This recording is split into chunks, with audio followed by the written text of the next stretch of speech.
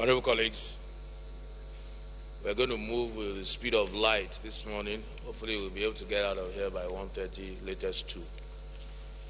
Hopefully we'll get through the other paper. I have examined and approved the votes and proceedings of Wednesday, 27 November 2019.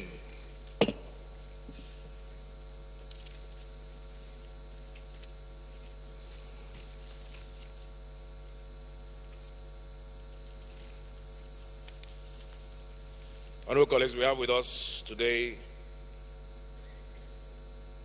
in the gallery Nasarawa State Students Association. They are here to observe proceedings. You're welcome. Please be seated. Also with us, we have with us National Association of Kaduna State Students, NACAS. They're here with us as well this morning. You're welcome. Thank you very much.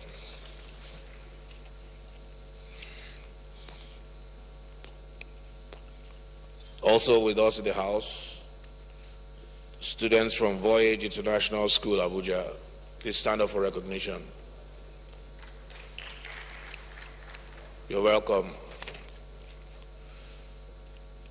Students from Our Lady Primary School are also here. You're welcome.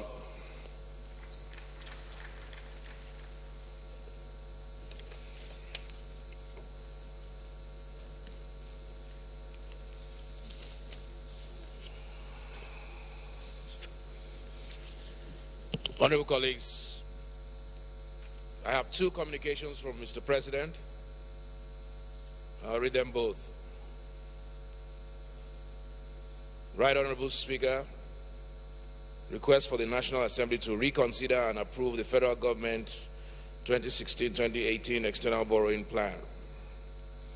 Pursuant to sections 21 and 27 of the Debt Management Office Establishment Act, I hereby request for resolutions of the House of Representatives to approve the federal government's 2016-2018 external borrowing plan, as well as relevant projects under the plan.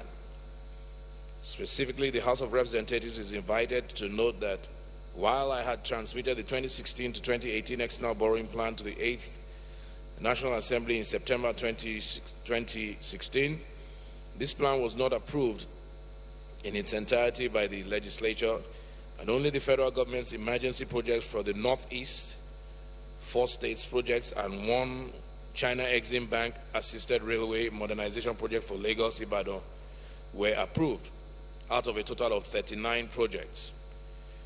And 2, the outstanding projects in the plan that were not approved by the legislature are nevertheless critical to the delivery of the government's policies and programs relating to power, mining, roads, agriculture, health, water, and educational sectors.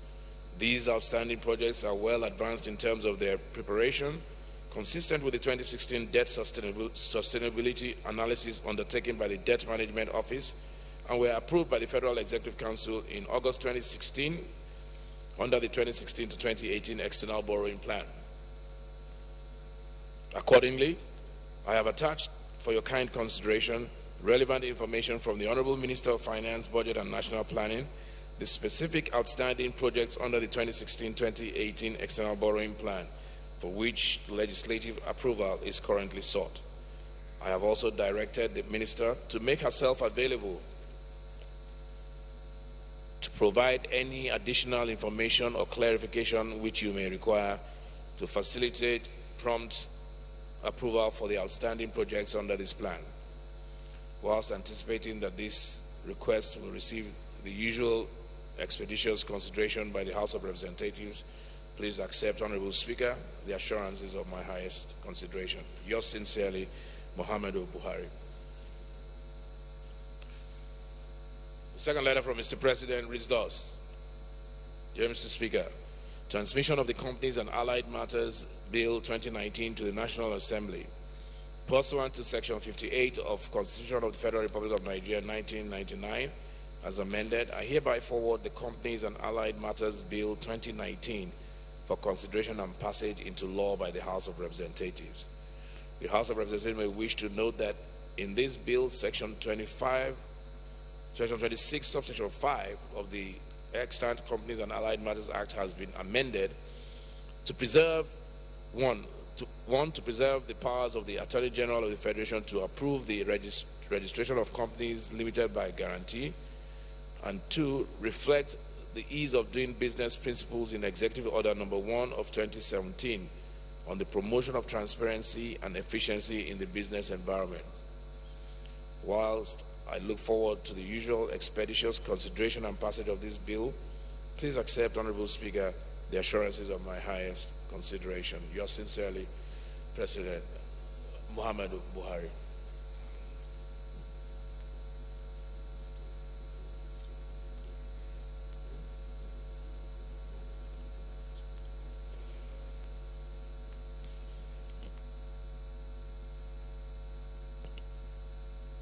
The first bill for the 2016 to 2018 external borrowing plan will be referred to the Committee on AIDS and Loans, whilst the second letter will be referred to the Committee on Commerce.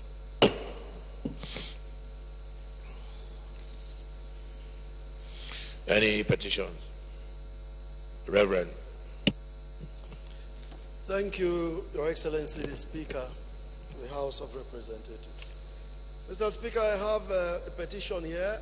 Francis Ejirogene Waibe.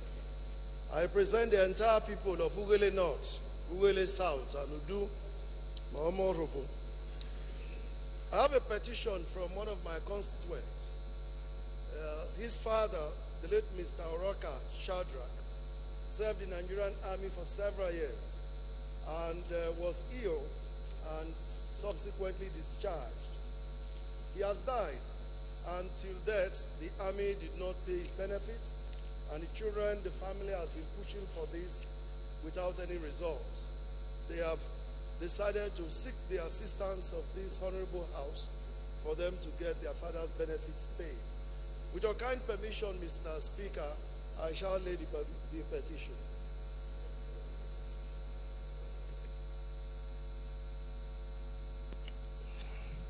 You may lay your petition. Honorable colleagues, I'm constrained to say this regarding petitions. I know it has been a time-honored tradition that we bring petitions to the House, but I think in doing that, we must be careful not to breach the principle of separation of powers. Like the petition that was just read relates to termination of employment or something like that. We get a lot of those. Please kindly let your constituents know that we have separation of powers enshrined in our Constitution, and there are certain matters that require adjudication by the constitutionally recognized body. Petitions are meant for us to intervene in very serious state matters, not matters that ordinarily will go to the court.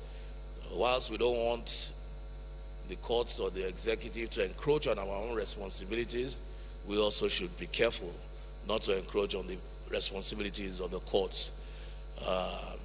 So just let's note that. But I know it's a delicate balance because our constituents are coming to us every day with these petitions. They see us as the last resort. But it's a delicate balance we will try and strike. Thank you. Any other petition? Go ahead. Anybody? Thank you, Mr. Speaker, honorable colleagues. My name is Yakubu Umar Barde. I represent Chipun Kejuru Federal Constituency. I'm from Kaduna State. Mr. Speaker, I come under Order 8 Rule 1, which has to do with petitions. So my petitions with regard to 23 families of the Gbaji community in Kujama. Previous administration has initially set up a farmland in Kujama, and the proposal was to siege 2,560 hectares of land to prison farms, and the government was supposed to pay these people compensation. But as we speak, over like 20 years now, each prison controller that comes there annex more farmland, use it, lease it out to people, they get paid, and either in cash or get paid in terms of crop that were planted. displaying the people, the original owners of the land. Mr. Speaker, I bring this petition because Kujama is part of my constituency, and the people have been very patient with the government. So they really want this house to intervene so that each prison controller should limit himself to the initial 2,560 hectares of land that was ceded to Nigerian prison, because the people truly welcome the development of having Nigerian prison farms in their domain. But again, seizing additional land is not helpful because they are made to be left without farmland. So I bring it so that, Mr. Speaker, in your wisdom, this House will intervene and ensure that the prison controller or the prison authority confine themselves to the original agreement, and compensation will be paid to the farm owners. I so submit it as well. Thank you, Honorable Bade. Now, that's a public petition as envisaged by the petitions, the issues of petitions in the legislature. Please lay your petition.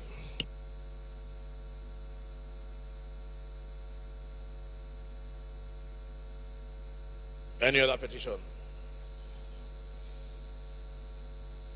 No other petition? Okay, we move on to matters of urgent public importance.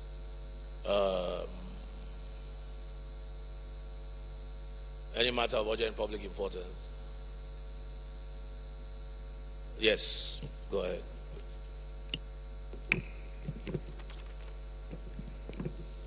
Thank you very much, Mr. Speaker, honorable colleagues. Honorable Jafar Abubakar Magaji is my name. I'm representing Mubi North, Mubi South, and Maya Federal Constituency of Adamawa State. Mr. Speaker, sir, I want to come under Order 8, Rule 4, matters of urgent public importance, and Rule 7, to suspend our relevant rules in order to take the matter now.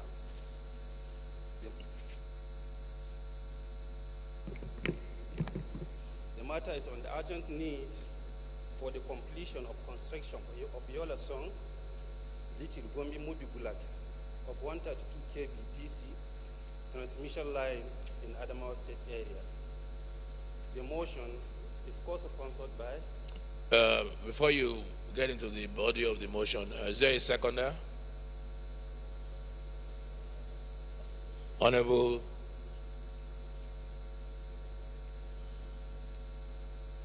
Amir. Okay, well,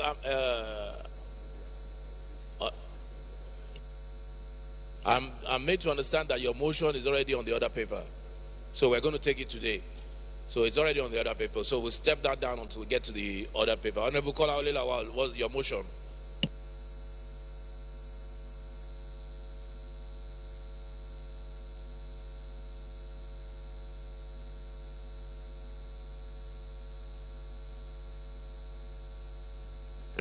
Thank you, Mr. Speaker, honorable colleagues.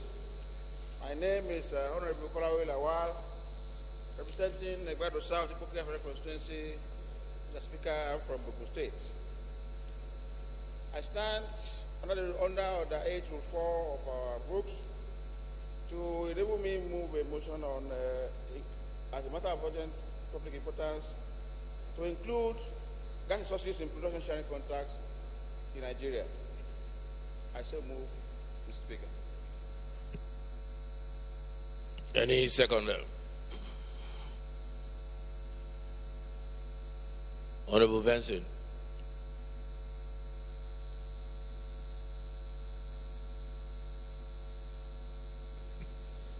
I hereby, Mr. Speaker, honorable colleagues, my name is Baba Jimmy Benson.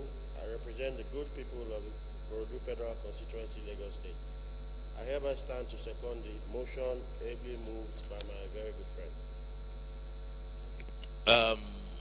Those in support of the motion, that the motion is urgent enough and that we take it now, suspend our rules, please say aye.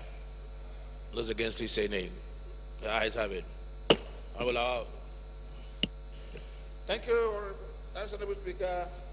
Once again, my name is Honorable Kolawe Lawal, representing the good people of Negbado South, Ipokia Federal Constituency. I'm from Ogun State, Mr. Speaker. I rise to move this motion on the inclusion of gas in resources in production sharing contracts.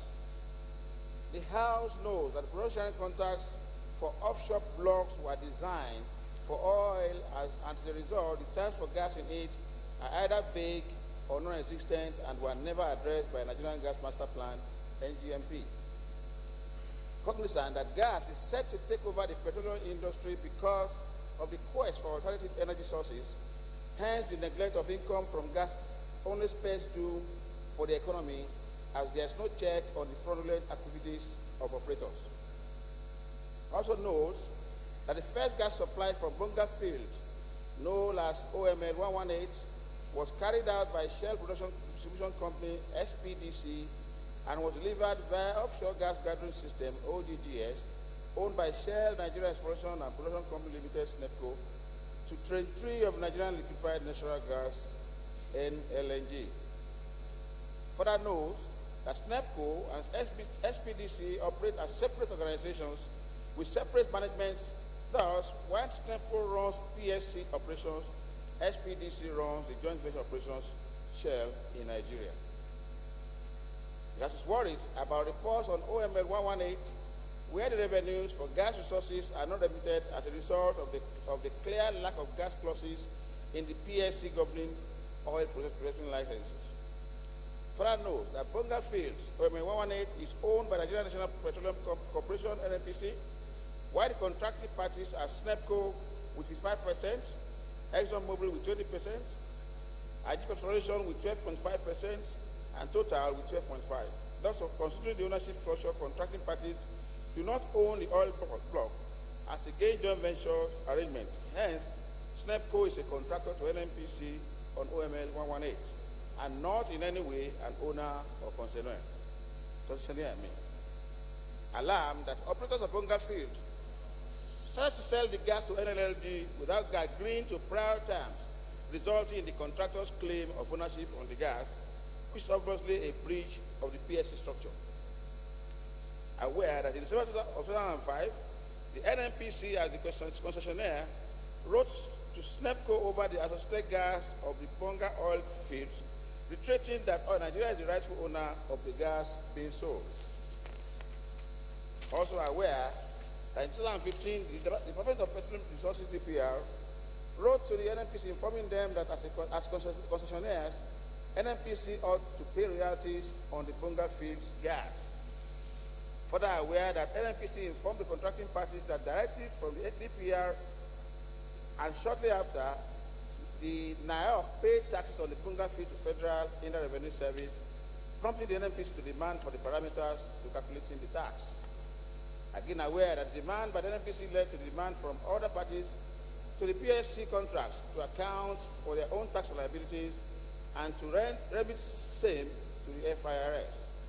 The House is concerned that this situation whereby the regulator is asking questions on how to calculate royalties is absurd, and as a result of the absence of gas clauses in the PSCs or the appropriate laws for gas, which is showing lack of transparency in operations of the PSCs, encouraging corrupt acts in the industry and the foreign federal government.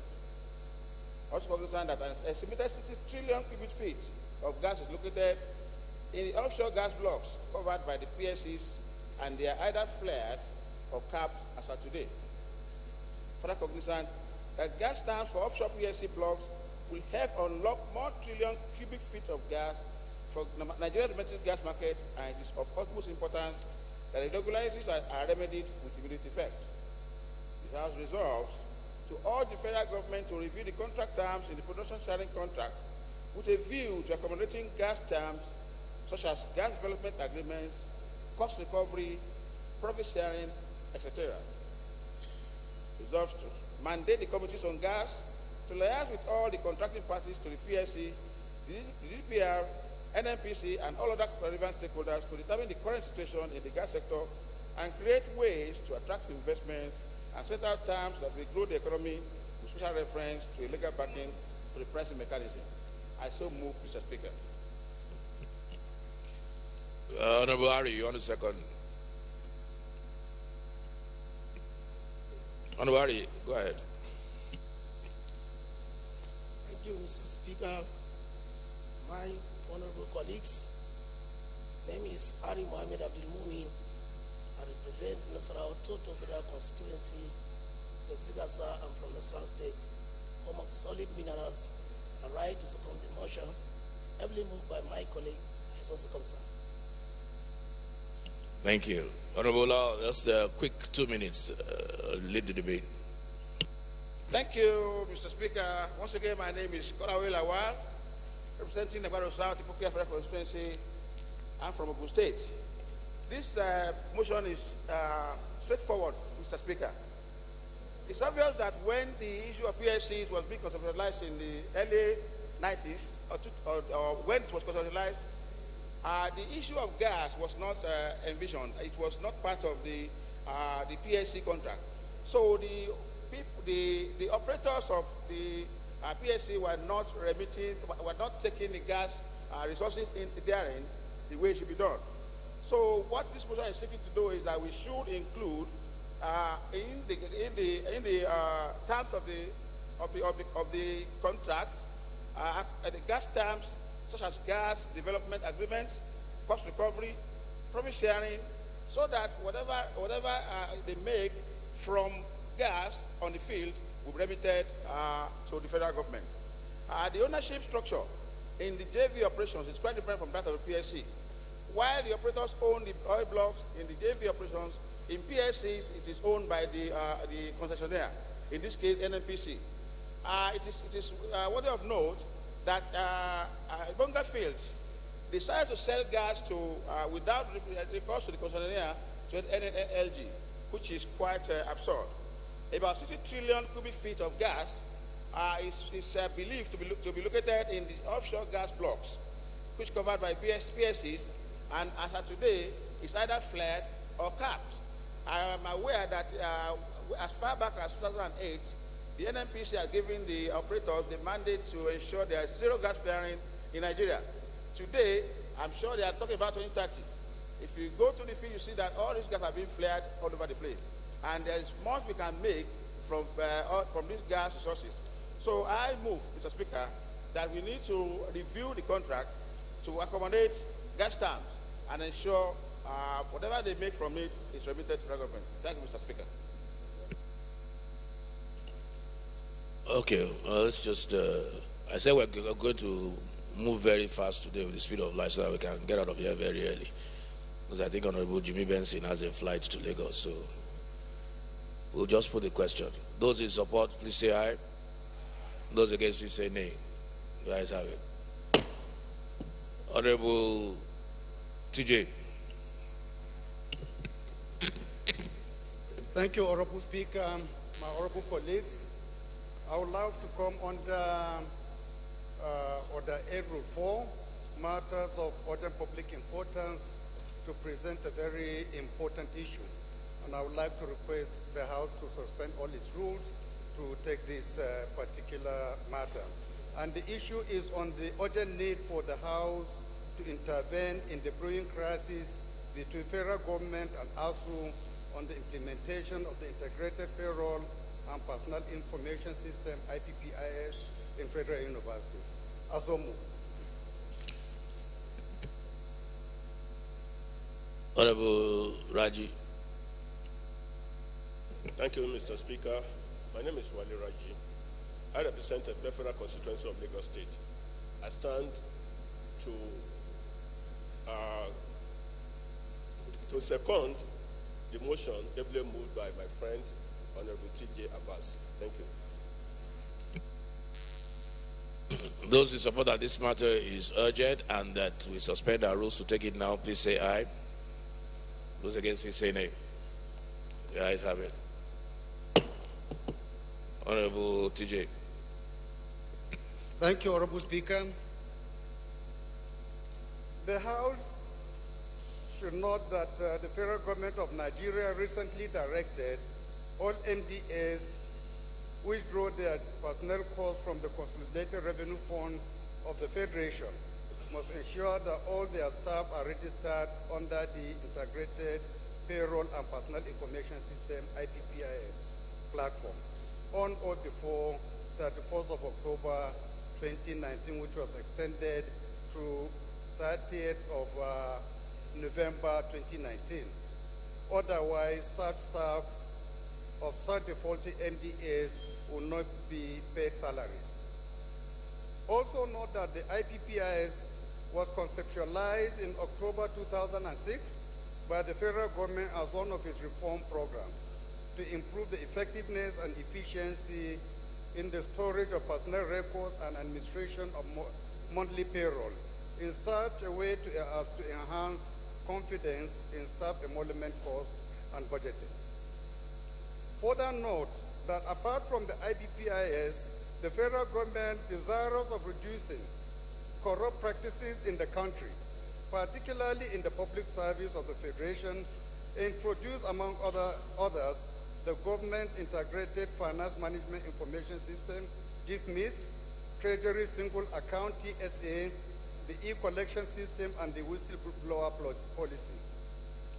Aware that the pilot phase of the implementation of the IPPS policy, which was financed by the World Bank, commenced in 2006 at the Bureau of Public Service Reform, BPSR, upon the approval of the Federal Executive Council. But the policy was formally introduced to NDAs in April 2007 with 18 MDAs participating. Also aware that phase 2 implementation of the IPPS policy, which is the service-wide implementation of the policy, commenced in September 2011 and was financed by the federal government of Nigeria. Conscious that as at April 2018, 490 MDAs have been enrolled into the IPPS with a total staff strength of over 700,000 people. Convinced that the IPPS policy, among others, has been used as an effective and efficient tool to fight the malaise of ghost workers, which before now appears to have defied all policies and mechanisms put in place in the public service of the Federation to curb the incidence and eradication of the syndrome. Consequently, since the inception of the IPPS policy in 2007, to date, the federal government has been able to save over 12 billion naira by way of eliminating thousands of ghost workers. Concerned that in spite of the several benefits of the IPPS policy, the implementation of the policy have generated some controversies in some MPAs in the public service of the Federation. Also, the policy has manifested some drawbacks which should be addressed. Worried that the Academic Staff Union of Universities reaction to the new government directives on the implementation of IPPIS is not only objecting to the application of the policy to the federal universities, but have issued a counter-directive to all its members not to comply with the directive. Also worried that ASU has threatened to go on strike if the federal government attempts to enforce the implementation of the policy in the federal universities on the ground that the policy lacks legal backing and it derogates the autonomy of the universities. Alarmed that if the federal government refuses to back down on the implementation of the IPPS policy in the universities as demanded by ASU may go on another strike, which may jeopardize the current peace and stability being enjoyed in our university campuses. Mindful that even though the IPPIS is a good policy, but just like any other policy, it should be reviewed from time to time with a view to strengthening it or addressing any manifested shortcomings in its implementation. Convinced that whatever are the differences between the federal government and ASU on the implementation of the IPPIS policy in the universities, the matter should not be allowed to generate to another strike in our universities. Resolved to mandate the committees on finance, education, and labor and productivity to intervene in the conflict with a view to identifying the causes of the conflict, reconciling the warring parties, and report to the House within 2 weeks. I so move, Mr. Speaker.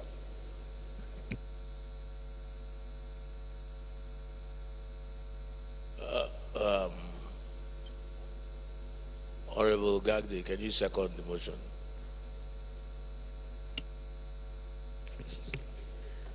Mr. Speaker, honorable members, my name is Honorable Yusuf Gagdi. I represent Panshinkanke Kana, Mr. Speaker. I'm from Plateau State. I rise, Mr. Speaker, to second a motion ably moved by my brother, Honorable Jibrin. Honorable TJ Tajuddin, sir. Ably moved by my brother, Honorable Tajuddin. I so second, Mr. Speaker. Thank you. TJ, very quickly. Thank you, my honorable speaker, my honorable colleagues. This is a very straightforward motion, and we all know the implication of not intervening in this crisis. The collateral damages that will happen if our universities are closed will be inestimable. So it is an issue that concerns all of us, concerns all our people, our communities, our future, the future of our children. So I want to employ every member to support this motion, that we convey a meeting to dialogue between the academic staff universities and this House with the view to resolving this issue. Thank you, Mr. Speaker. Yeah, I agree with you. It's pretty straightforward, unless there's anybody that wants to oppose. Those in favor of the motion, please say aye. Those against, please say nay. Ayes have it. I think in the absence of the one or two people that had asked for, maybe we'll take Honorable Kazari's motion.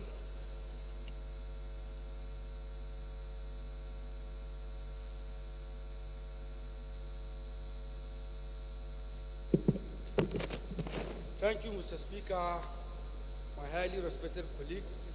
I remain Honorable Mohammed Budaji Kazauri, member representing Kazauri, Roni, Biwa, Mkwashi. Mr. Speaker, I am from Jigawa State. Mr. Speaker, I come under Order 8, Rule 4, matters of public importance. The matter, sir, is urgent need for the federal government and the House, urgent need for the House and the federal government to make the arrangement of the initial proposal of the recruitment of 10,000 officers into the Nigerian Security Civil Defense Corps. Okay, Honorable Kazari, I'll need you to move that we suspend our rules, because we've already taken two matters, which is we can't take a third one. Yours is a third one, unless we suspend our rules to allow you to take a third matter of urgent public importance. So, can you move that we suspend our rules for that? I think that the House suspend our rules to relevance to enable the House taking another matters of public importance. So move. Okay. Honorable Alabi. Thank you, Mr. Speaker. Honorable colleagues, I am Akin Alabi. I represent the good people of Egbeda on our federal constituency. Mr. Speaker, honorable colleagues, I'm from Oyo State. Mr. Speaker, I rise to second the motion to suspend our rules so that we can take the third motion by Honorable Kazari. I so second, Mr. Speaker. All those in support that we suspend our rules to take a third matter of urgent public importance, please say aye. All those against, say nay. Ayes have it. Honorable Kazari, you've already motioned. All those who I support that this motion is urgent enough to be taken now, please say aye. Those against, please say nay. Ayes have it. Honorable Kazari, go ahead. Thank you, Mr. Speaker. My highly respected colleagues, I remain Honorable Budaji Kazaure, member representing Kazaure, Roni Gwiwa, Mkwashi, Mr. Speaker, I'm from Jigawa State. Urgent need for the House and the federal government to make sure the proposal of the recruitment of 10,000 police officers into the Nigerian Security and Civil Defense Corps, NSCDC.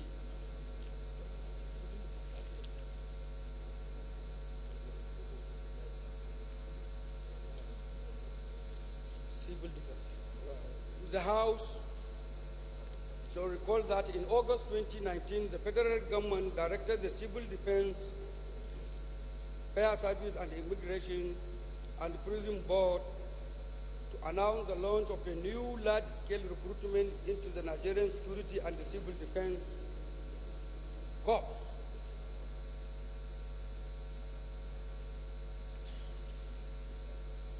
The recruitment exercise initially approved is 10,000 people into the organization, where more than 3 million people were applied.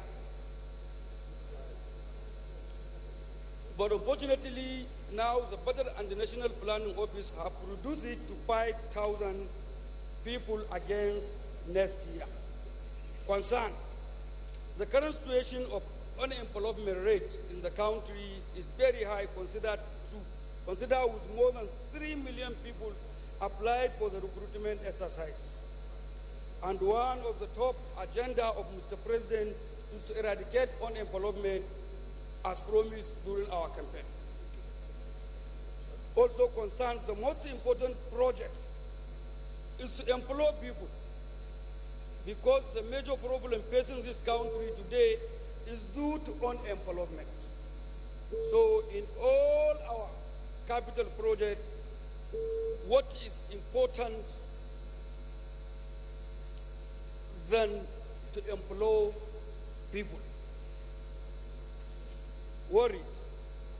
In the country of nearly 200 million people,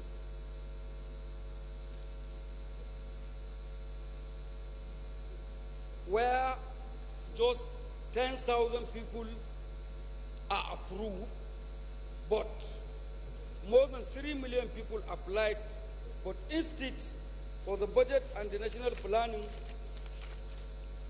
Office to reduce some capital project and unnecessary expenditure so as to enable additional vacancies, but they rather cut it down to 5,000. Resolve, urge the House and the Budget and National Planning Office to reduce some capital projects and unnecessary expenditure in order to make sure the initial 10,000 approved recruitment is implemented, as providing job opportunity is the most important project to mankind. There is a committee on appropriation, committee on finance, committee on budget and national planning, committee on interior to make sure all the necessary funds are appropriated to this 10,000 people recruitment exercise, and also to ensure it is being captured in the 2020 budget. I so move, Mr. Speaker.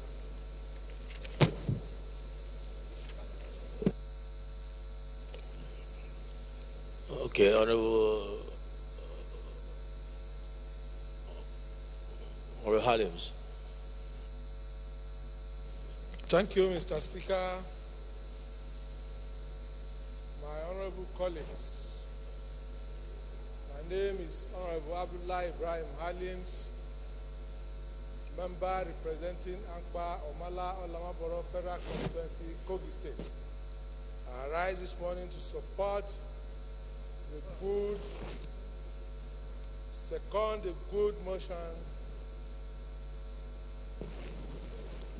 on the need for the House, the federal government, to support their earlier decision to recruit 10,000 civil defense officers to alleviate the unemployment rate in our country. Thank you. Honorable Kazari, just very quickly, 1 minute, if you don't mind, just a quick 1 minute, and then you can yield the balance of your time to Honorable Nasir. He's had his hand up for some time. So go ahead. Just quick 1 minute. Thank you very much, Mr. Speaker. Mr. Speaker, consider the situation of the unemployment rate in this country, Mr. Speaker. We are about nearly 2 million people in this country. 200 million people in this country. Mr. Speaker, when the civil defense opened their portal, more than 3 million people applied because of our teaming youth that they finished their universities and colleges having no job to do. So that 3 million people applied is only 10,000 initially approved by the federal government.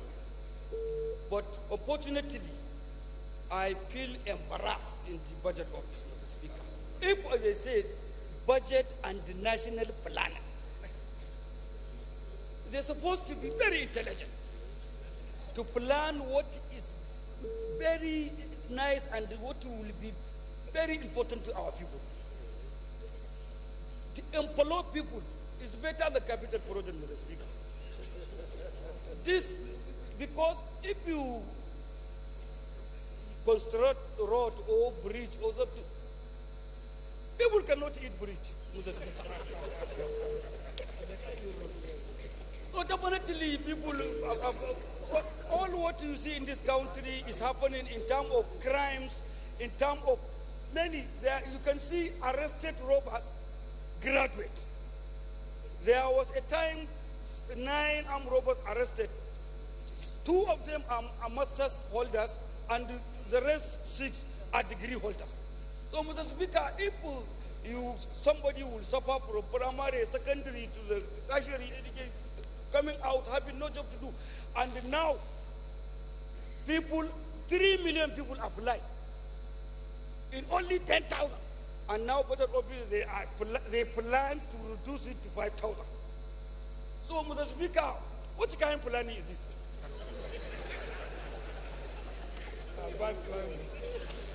Seriously, Mr. Speaker, if we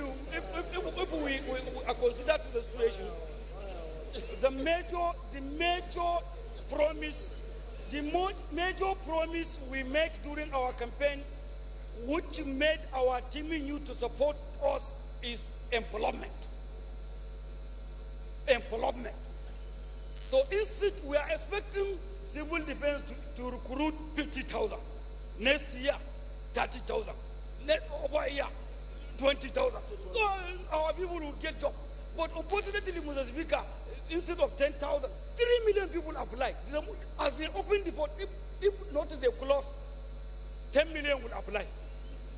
And we are expecting 10,000. And the budget office is supposed to plan to make it 15,000 so that we will be proud. So that our team youth that are going and suffering on the street will get job to do. So, Mr. Speaker, seriously, my highly respected colleagues, this is very important. The budget office are planning. We want them to reduce the capital and unnecessary expenditure, because I can see there is many unnecessary expenditure in different agencies of government. So this employment, let us reduce so that we will make this 10,000, or even if there is opportunity to approve another 5,000 to make it 15,000 instead of reducing to 5,000, Mr. Speaker. So my highly respected colleague, I need you to support this. This is very important issue. This is very, very important. Employ our people, we are representing them here. They voted for us, and they are there jobless. So, and now this budget, they are planning to reduce. I think if they say plan, Mr. Speaker, somebody will plan something that will be achieved. Not if you reduce. What kind of planning is this, Mr. Speaker? Thank you very much. Thank you. Honorable Nasir. Thank you very much, Mr. Speaker. My name is Nasir Ali Ahmed. I represent Nasara Federal Constituency and I'm from Kano State. Mr. Speaker, I stand to concur and agree 100% with the submissions of my brother, Honorable Budaji Kazaure, and I believe he speaks for every single member in this great chamber. Mr. Speaker, the recruitment was for 10,000 people, but as you can see, over 3 million youth applied for these positions. Mr. Speaker, it shows you that our youths are hungry. They are hungry to work. Any job opportunity that they get, they are ready for it. And I'm very, very happy that they all got up, registered on the portal, and they applied for these jobs, Mr. Speaker. Mr. Speaker, job creation is one of the paramount works for any government. And taking 10,000 people off the street will definitely help us, Mr. Speaker. It will help in controlling insecurity. It will help. And Mr. Speaker, if you look at 10,000 people, each person probably has 4 people that he's taking care of. So it is not 10,000 people you are taking off the streets. It's more like 40,000 people you're taking out of the streets or more. So this is a very, very important motion, Mr. Speaker. And I know, Mr. Speaker, I know you, I know your love for the youth of this country. And I know every single member in this National Assembly will support this motion. So, Mr. Speaker, I believe we should all rise up and support this motion because it is a motion that is timely and it is a motion that will help our youth. So, Mr. Speaker, I thank you very much for giving me the opportunity to talk. Thank you. We have to move very rapidly. Honorable Koko. Thank you, Mr. Speaker. My respected colleagues, I remain Cheo Koko. I represent Koko, Bese, and Mayama Federal Constituency. Mr. Speaker, I'm from Kebbi State. Mr. Speaker, sir, honestly, as a Nigerian and a representative of the people, I have to support this bill, this motion, raised by my good friend and my senior colleague. Mr. Speaker, respected colleagues, it's not a matter of life and honestly. Employment is fundamental to the peace and stability of this country. Mr. Speaker, there's an indictment on the side of the budget office, where a presidential approval, if any, like what my colleague have said, a presidential approval of 10,000 Nigerians to be recruited into the civil defense. And the budget office will say no, they will employ 5,000. Mr. Speaker, that's an indictment, honestly. And I want to call the House to honestly investigate this because it's an allegation. If somebody will sit down and violate what the president has approved, so definitely there must be something somewhere. And secondly, Mr. Speaker, we have seen from all angles of this country there are insecurity. And what causes all this insecurity is unemployment on the side of the youth. 90% of the youth of this country, they are engaged in one way or the other in creating, maybe violating laws or creating, there are a lot of kidnapping somewhere. And I believe most of them they are doing, those are more of our youth. If we allow this to continue without the support of youth of this country, definitely we are setting a time bomb for ourselves. This is my contribution. Thank you, Mr. Speaker, sir. Honorable Toby.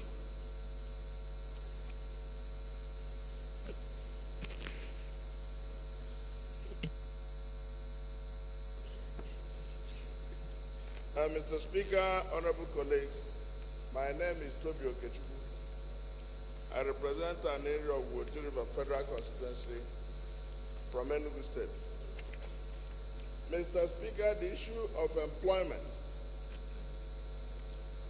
and getting Nigerians gainfully engaged is very important to us. 200 million people and a greater percentage of our young people are out of employment is quite critical.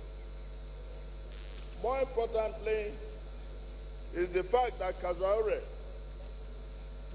who I know is quite well appreciated in this parliament and also appreciated by the masses of Nigerians, is the mover of the motion. So the messenger before us is quite credible because he fights for the masses. The spirit behind the motion is quite noble. But Mr. Speaker, honorable colleagues, one thing that was promised to us, to Nigerians by this government, is to ensure is that they will lift Nigeria out of 100 million people out of poverty in 10 years. Mr. Speaker, we were also promised millions of employment per annum. Mr. Speaker, I do not know to what extent we have gone in accomplishing that. So the challenge we have is has been well pointed out by Kazaure. He said, what type of planning is that? That was Kazaure's major question. What type of planning is that? If an economy is being planned in a way that it can't gainfully engage Nigerians, there is a problem. And you also know, even if you get the president's approval, he cannot get 10,000 people and dump into the public service because it is too consequential. Yesterday, Mr. Speaker, you moved a bill that the capital budget should be 40%. Imagine a situation we carry additional burden to recurrent expenditure without planning for it. How will it work? It's quite a problem. Now we are virtually at 20% recurrent expenditure. 80% recurrent expenditure. And about 20 capital, and we now reduce that. Human capital, like you rightly said, is very important. But the duty of government, as we expect from this government, is to plan well. Create the enabling environment in the private sector for enterprise to run. Create the enabling environment so that Nigerians can be gainfully engaged. And what we are trying to do, and what we have done in the past, is to make sure we provide legislative solutions to some of these problems. And that comes within the context of the infrastructure bills we have passed here. And they were not able to be assented to by the president. So what we expect is that action should be taken in that direction. Sometimes we begin to wonder, why is there so much kidnapping? Why so much robbery? Why so much restiveness, agitation? In the eastern flank of this country, from Maiduguri to the southeast, what you see is either Boko Haram, restiveness in the west, in the east of the Middle Belt. When you go to the south, you have Niger Delta militants. The southeast, you have IPOB. Why? Because our youths are not engaged.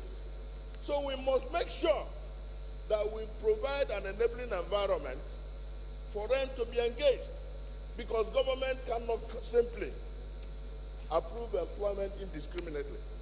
The president or the executive may have approved 10,000, but it has to be absorbed in such a way that the economy can take it. And the option available to us is to make sure that an enabling environment in the private sector is created. For instance, what is the situation with cattle headers? For the past 10 years, there has been rustling. And some of those boys that are growing up now, about 20 years, they are not gainfully engaged because the cattle have been rustled. And you'll be wondering why they're taken to criminality. Somehow you come to communities, you have whole villages sacked. And for the past 10 years, they've been growing up. The average age of all these people committing some of these challenges or these crimes, 20 years. Because for the past 10 years, they've been growing up without any available opportunity. So government has to plan, like my brother Kazaure said.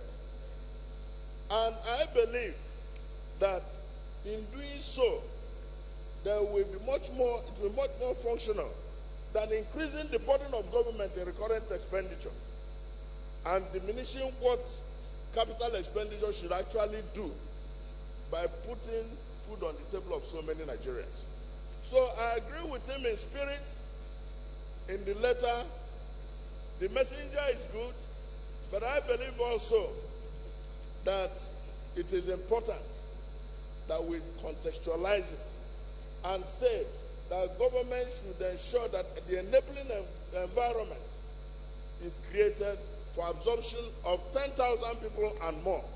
So I believe that this motion should be supported with some subtle amendment. Thank you very much. Honorable Olododo, we need to round up this motion. Honorable Olododo.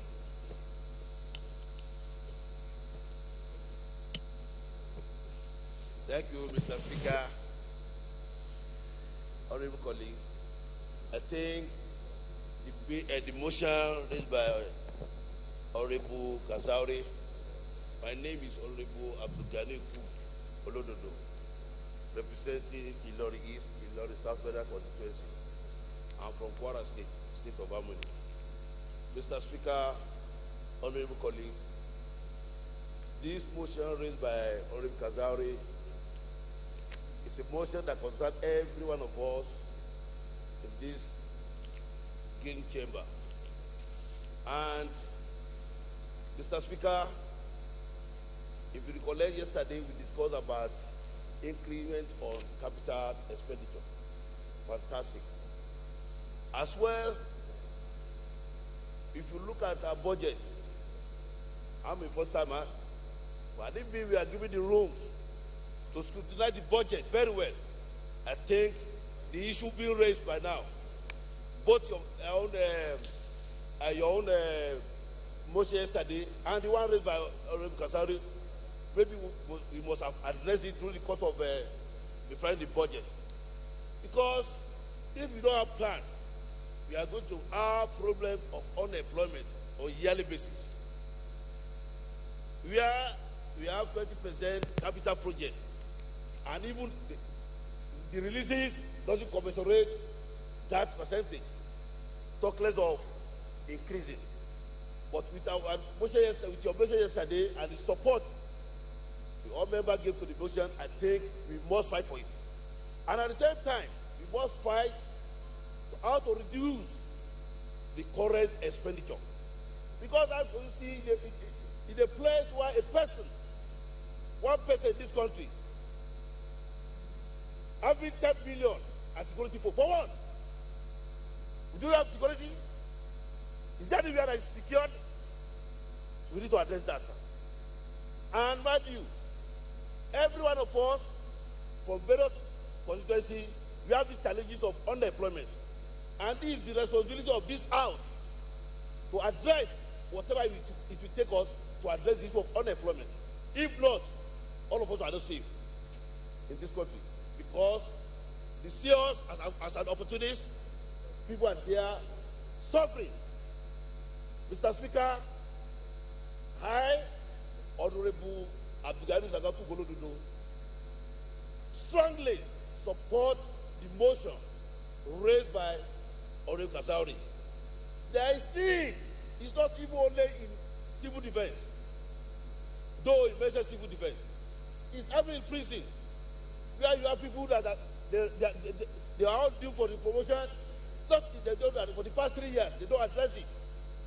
And we are in the same country where somebody is collecting 10 billion as a security fund. A single person. And we are talking about capital that we need to increase. We are talking about unemployment. What are they using that 10 billion for? Well, so Mr. Speaker, my own reason is that I think we should think towards next year budget. If this one cannot be addressed, we must address it before it's too late. 2021, or if there is a way, Honorable Speaker and Honorable colleagues, there is a way we can visit this issue, I think it will go a long way to give us the support and the belief and the confidence of the Nigerians. Thank you, Mr. Speaker. Who has amendment? What's your amendment? My name is Honorable Leke Joseph Abejide, member representing the Yabafara constituency. I'm from Kogi State. Mr. Speaker, my amendment is Nigeria Customs Service should also be included. They applied for 10,000 men to be recruited into the service, but federal government approved only 3,200. As I'm sitting down here with my chairman, we have been, being disturbed by our members that they want their own. Sorry, please, let me go straight. Why are you saying no? I'm saying. What's your amendment? What's your amendment, please? The custom service will be included. Any seconder to the amendment to include custom service? No, Chairman Customs, you can't second that. Honorable Eden.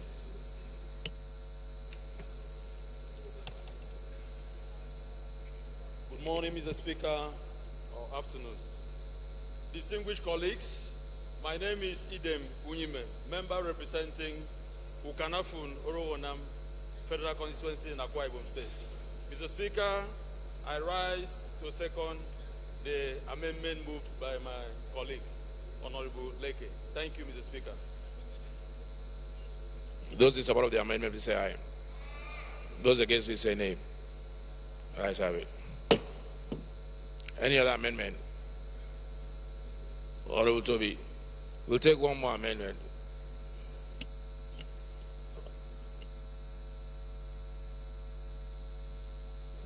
Thank you, Mr. Speaker, honorable colleagues.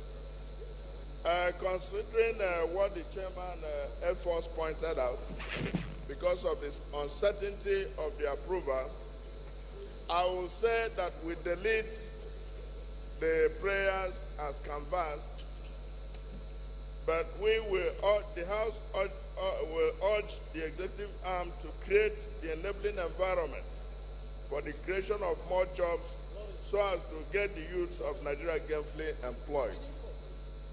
I so move. Any seconder, please. Any seconder to Honorable Toby's amendment? Honorable Sam.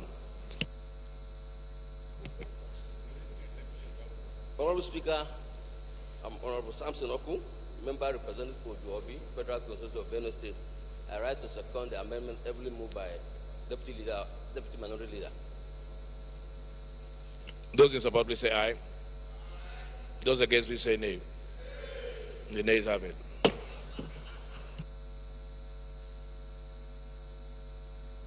Those in support of the motion as amended, please say aye. Those against, please say nay. Ayes have it. Honorable colleagues, I am compelled to say just a quick thing about this motion that we just passed.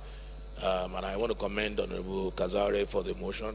Initially, first glance, it appeared that the motion contradicted the bill that this House passed yesterday to increase, and Honorable Toby was right about that. But on a closer understanding and look at it and a thorough listening to the debate, I think the two can actually be done contemporaneously. I think once we plug certain holes, the issue of recruitment, it doesn't mean that we're not going to recruit anymore. But what we're saying is that we'll plug the leakages and holes that are present and do the real proper recruitment. And at the same time, even when you increase your capital expenditure, you are opening the doors for employment. So I think employment and increase of capital expenditure can be done contemporaneously, but it's a very delicate balance, and I quite agree with that. Very, very delicate balance. So I commend you for that, and I think It's a good motion. I didn't want to say anything so as not to influence the outcome of the question. Honorable Idausa. Thank you very much, Mrs. Yours is an infrastructure motion, so quickly. Suspend the rules to take a fourth motion for urgent public importance. Okay, thank you very much, Mr. Speaker. Distinguished colleagues, my name is Honorable Dennis Idahosa. I represent the good people of Ovia Federal Constituency. I'm from Edo State. I come under Order 8-4 is a matter of urgent public importance. And I urge this Honorable House to suspend the relevant rules to enable me move this motion. Thank you very much.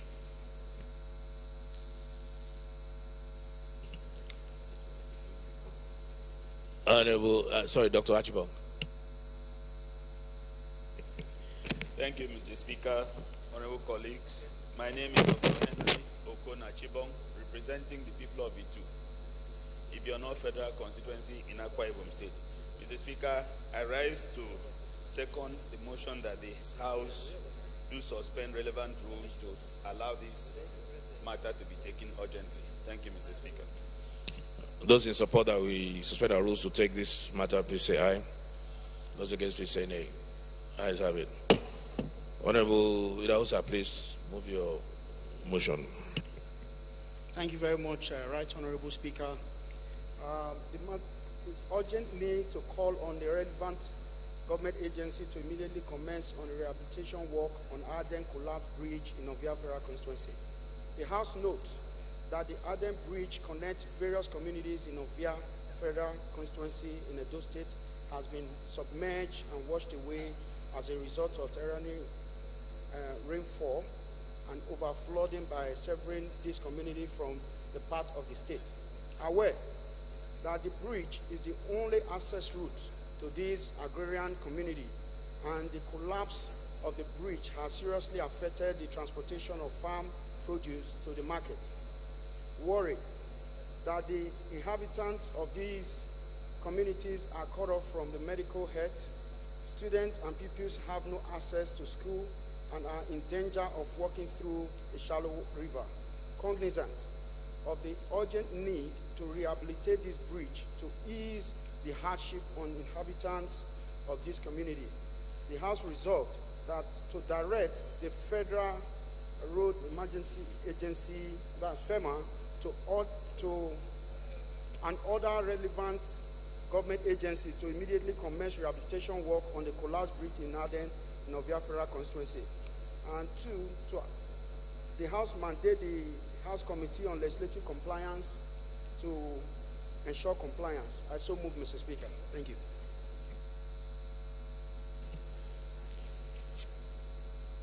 Honorable Jagad, do you want to second the motion, please?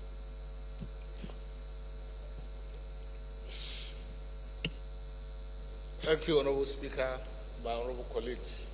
I'm Mohammed Umar Jaga, representing Alero Gondo Jaga Federal Constituency. I rise to second the motion, heavily moved by my honorable colleagues. I so second. Honorable Idausa. You moved the motion, right?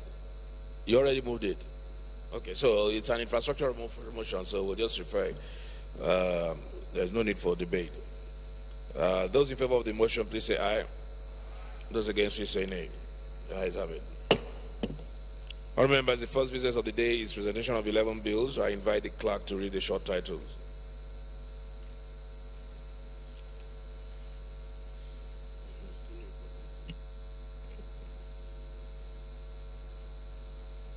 Honorable Speaker, honorable members, National Study Regulation Bill 2019, first reading. Public Officers International Medical Treatment Trips Registration Bill 2019, first reading. Nigeria Sports Anti-Doping Agency Examination Bill 2019, first reading. Display and use of national flag and coat of arms Act Amendment Bill 2019, first reading. Federal Universities of Agriculture Act Amendment Bill 2019, first reading.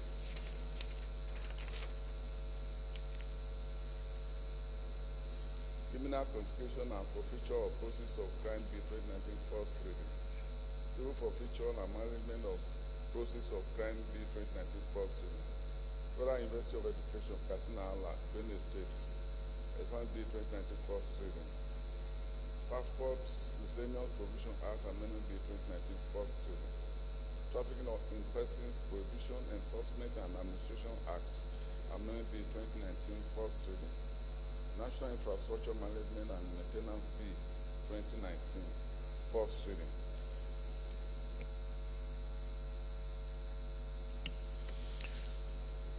The second business of the day is presentation of report on the Committee on Finance on the bill for an act to amend the Companies Income Tax Act, Value Added Tax Act, Customs and Excise Tariff Consolidation Act, Personal Income Tax Act, Capital Gains Tax Act, Stamp Duties Act, and Petroleum Profit Tax Act to provide for the review of tax provisions and make them more responsive to tax reform, and for related matters standing in the name of Honorable James Abiodun Faleke.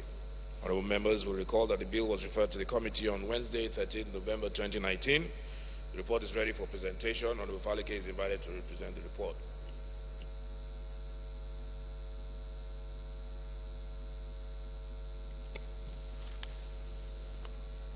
Thank you, Mr. Speaker, honorable colleagues. My name is James Abiodun Faleke. I represent Ikeja, Federal Constituency from Lagos State. Mr. Speaker, honorable colleagues, I rise that the House do receive the report of the Committee on Finance on a bill for an act to amend the Companies Income Tax Act, the Value Added Tax Act, Customs and Excise Tariff Act, the Personal Income Tax Act, Capital Gains Tax Act, the Stamp Duties, and the Petroleum Profit Tax Act to provide for the review of tax provisions and make them more responsive to tax reform, and for related matters, HB 423, honorable colleagues, I so move.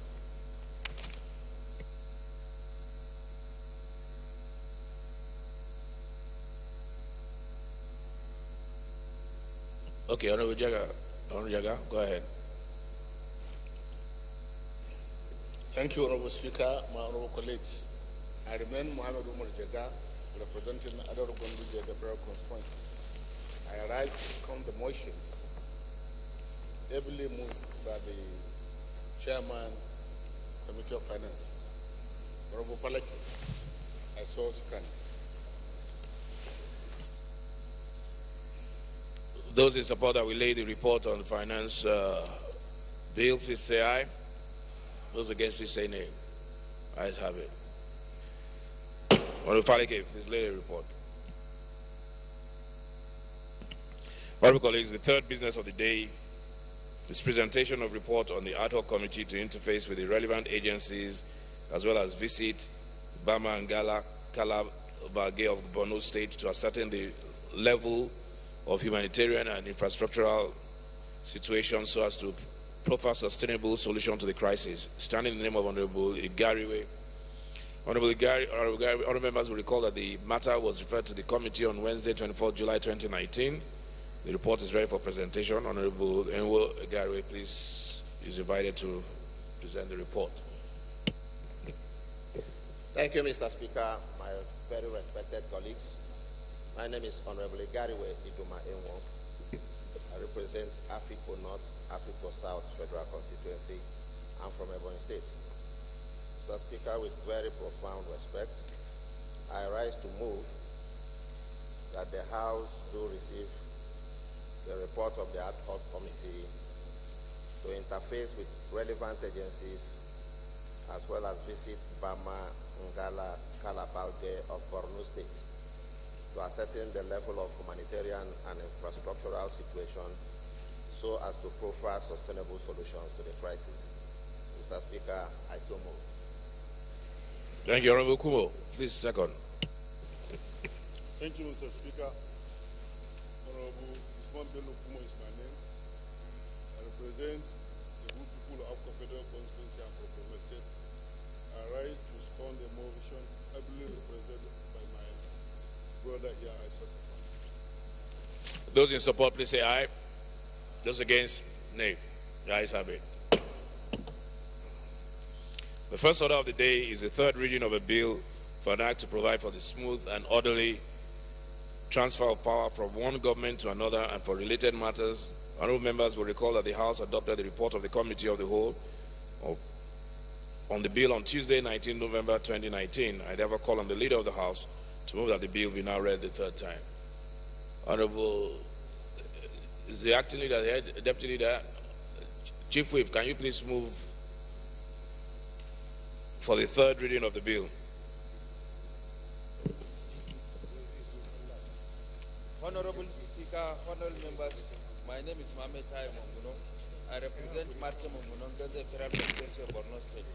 I hereby move for the third reading of a bill for an act to provide for the smooth and orderly transfer of power from one government to another and for related matters, House Bill 3 be read the third time. I so move. Minority Leader.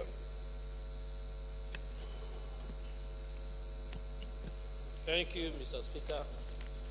My name is Honorable Godwin Elmielu, and I represent the good people of our North in the Federal Constituency. I'm from Delta State. I rise to second the motion moved by the Chief Whip. I so second. Honorable members, the question is that the bill be now read a third time. Those in favor of the motion, please say aye. Those against, please say nay. The ayes have it. I now invite the clerk to read the long title of the bill. Clerk. Honorable Speaker, honorable members, the bill for now to provide for the smooth and orderly transfer of power from one government to another and for related matters. Third reading. Bill read the third time and passed. The second order of the day is the third reading of a bill for an act to amend the Labor Act, Cap L1, Laws of the Federation of Nigeria 2004, to make further provisions for the compulsory registration of all foreign employers of labor in Nigeria and for related matters. Honorable members will recall that the House adopted the report of the Committee of the Whole on the bill on Tuesday, 19 November 2019. I therefore call on the Leader of the House to move that the bill be now read the third time. Honorable Speaker, honorable members, my name is Mohamed Tai Monguno. I represent Martin Monguno, Gaza Federal Constituency of Borno State. I hereby move for the third reading of a bill for an act to amend the Labor Act, Cap 11 Laws of the Federation of Nigeria 2004, to make further provisions for the compulsory registration of all foreign employers of labor in Nigeria and for related matters. House Bill 5 be read the third time. I so move. Minority Leader, please. Second. Thank you, Mr. Speaker. Again, I remain Honorable Delumelu, and I represent the good people of our North Federal Constituency. I rise to second the motion moved by my colleague. I so second. Honorable colleagues, the question is that the bill be now read a third time. Those in support, please say aye. Those against, please say nay. The ayes have it. I now invite the clerk to read the long title of the bill.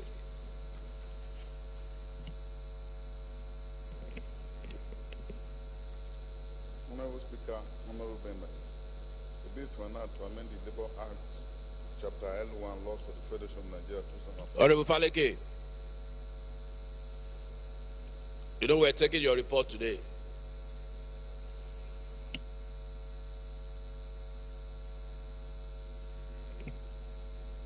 The bill for an act to amend the Labor Act, Chapter L1, Laws of the Federation of Nigeria 2004, to make further provision for the compulsory registration of all foreign employers of labor in Nigeria and for related matters. Third reading. Bill read the third time and passed. The third order of the day is the third reading of a bill for an act to amend the Environmental Health Officers Registration Act, number 11, 2002, to give the Council more professional outlook and for related matters. Honorable members will recall that the House adopted the report of the Committee of the Whole on the bill on Thursday, 21st November 2019. I therefore call on the Leader of the House to move that the bill be now read the third time. Honorable Speaker, honorable members, I hereby move for the third reading of a bill for an act to amend the Environmental Health Officers Registration Act, Cap number 11, 2002, to give the Council more professional outlook and for related matters. House Bill 44 be read the third time. I so move. Minority Leader. Thank you, Mr. Speaker. Again, I'm Honorable Lumelu, and I represent Anocho Federal Constituency. I rise to second the motion moved by the House Chief Whip. I so second. Those in support, please say aye. Those against, please say nay. Ayes have it. And I invite the clerk to read the long title. Honorable Speaker, honorable members, bill for now to amend the Environmental Health Officers Registration Act number 11, 2002 to give the council more professional outlook and for later matters, third reading. Bill read the third time and passed. The fourth order of the day is the third reading of a bill for an act to establish the Animal Health Husbandry Technologies Registration Board of Nigeria to regulate the practice of animal health and husbandry technologies in Nigeria. And for related matters, honorable members will recall that the House adopted the report of the Committee of the Whole on the bill on Wednesday, 20 November 2019. They will call on the Leader of the House to move that the bill be read a third time. Leader. Honorable Speaker, honorable members, I hereby move for the third reading of a bill for an act to establish the Animal Health Husbandry Technologies Registration Board of Nigeria to regulate the practice of animal health and husbandry technologies in Nigeria and for related matters be read the third time. I so move.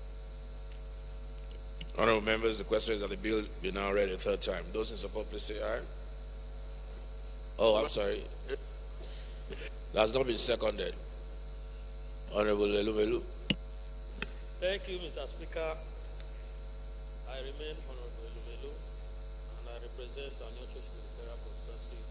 I rise to second the motion moved by the House Whip. I so second. Thank you. Honorable Elumelu, having seconded the motion, and I put the question that the bill be read a third time. Those in support, please say aye.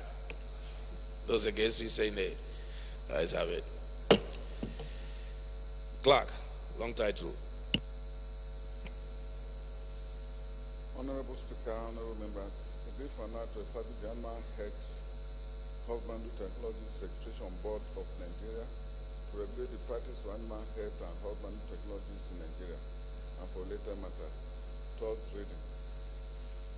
Bill read the third time and passed. The fifth order of the day is the third reading of a bill for an act to prohibit the killing and exportation of donkeys or their carcasses or derivatives out of Nigeria, given their depletion in numbers, the threat of extinction, and their aesthetic, ecological, historical, recreational, and scientific values to the Nigerian nation and its people, and used particularly in rural transportation and for related matters.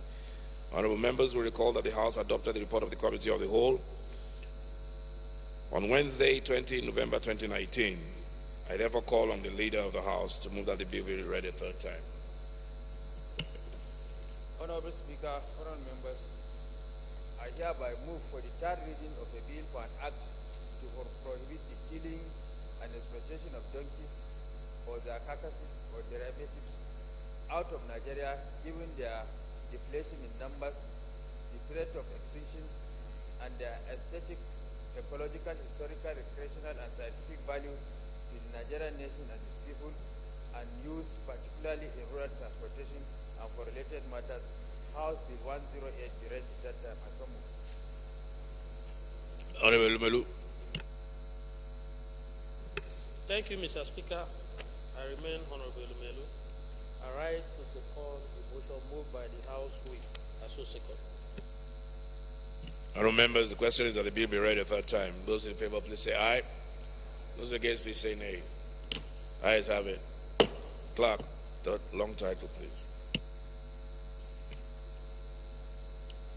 Honorable Speaker, honorable members, the bill for now to do the killing and exploitation of donkeys or their carcasses or derivatives out of Nigeria, given their depletion in numbers, the threat of extinction, and their aesthetic, ecological, historical, recreational, and scientific values to the Nigerian nation and its people, and used particularly in rural transportation and for later matters. Third reading.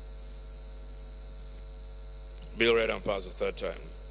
The sixth order of the day is the commencement of debate on the general principles of a bill for an act to amend the Border Communities Development Agency Act, CAB 10, Laws of the Federation of Nigeria 2004, to enlarge the scope of its coverage and for related matters, standing in the name of Honorable Kolawole Lawal.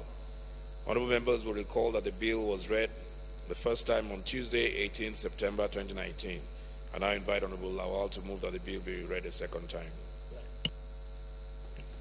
Thank you, Mr. Speaker, honorable colleagues. My name is Honorable Kolawole Lawal, representing Egbado South, Ipokia, Federal Constituency, a border community. Mr. Speaker, I'm from Ogun State. I rise to humbly move that a bill for an act to amend the Border Community Development Agency Act, Capital 10 Laws of the Federation of Nigeria 2004, to enlarge the scope of its coverage and for related matters, be read second time. I so humbly move, Mr. Speaker. Honorable Sununu.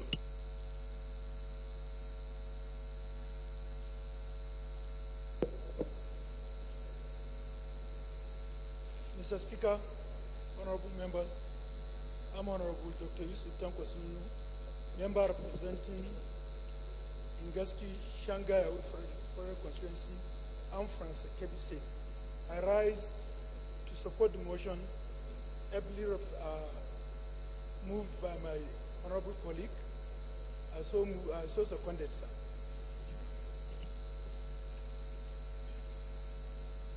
Thank you. Honorable Lawal, please lead the debate. Honorable Speaker, thank you, my honorable colleagues. My name is Kolawole Lawal, representing the prime people of Egbado South, Ipokia, Federal Constituency. I'm from Ogun State, Mr. Speaker. I seek your valued support to allow that this bill be read a second time. Mr. Speaker, honorable members, the Border Communities Development Agency is an interventionist agency set up principally to provide the much-needed infrastructure in border communities, thereby bringing development to the people and making their lives more meaningful.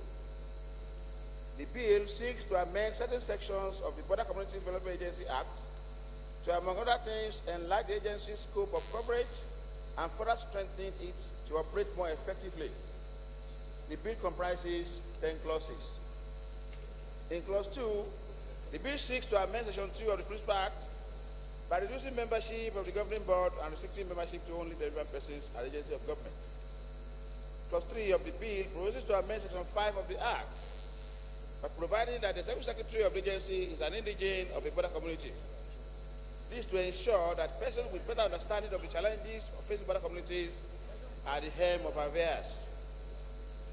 Clause 4 seeks to correct an obvious duplication of functions in Section 6 of the Act, as Section 5 already provides for the appointment of the Executive Secretary. Mr. Speaker, my honorable colleagues, for the agency to perform optimally and effectively, its financial viability must be seriously improved. You will recall that I have always moved the motion on this floor for infrastructural development in border communities. But Club C is now proposing to amend Section 9 of the Act by introducing new paragraphs to make ample and robust provisions for the mandate and activities of the agency. This will enable the agency to succeed in the provision of the much-needed infrastructure to the 103 local government areas, 3,000 border communities in the 21 border states. In fact, there are over 22 million people in these border communities. Majority of border communities dwellers live in abject poverty, deplorable conditions, and face a dire need of infrastructural amenities that make life meaningful. For the agency to have considerable impact in these communities, it cannot be overemphasized that a more sustainable source of funding is required.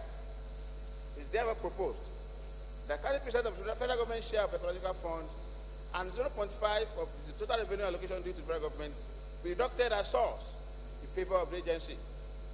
It is noteworthy that the ecological fund represents a veritable source of funding for the agency that is sustainable and can be utilized to achieve the aims and objectives of the agency, thereby solving its funding challenges.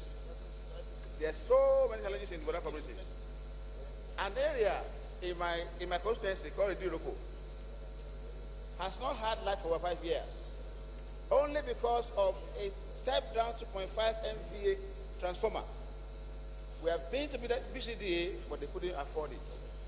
I'm sure if we have enough funding, they should be able to do that without much challenge.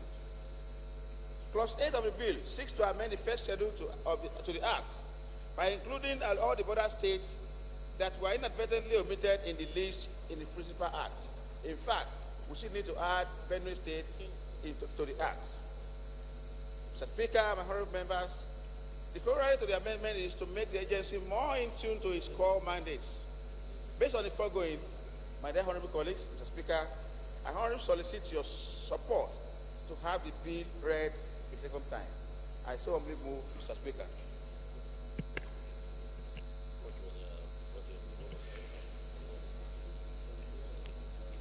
The question is that the bill be read a second time. Those in support, please say aye. Those against, please say nay. Ayes have it.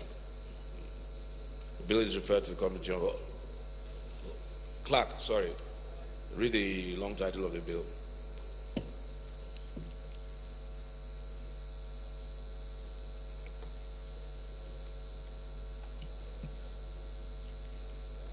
Honorable Speaker, honorable members, the bill for now to amend the Border Community Development Agency Act, Chapter B10, Law for the Federation of the Year 2004, will now the scope of this program and for related matters.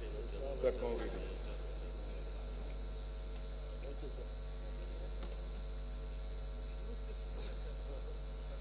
Bill referred to the Committee on Special Duties.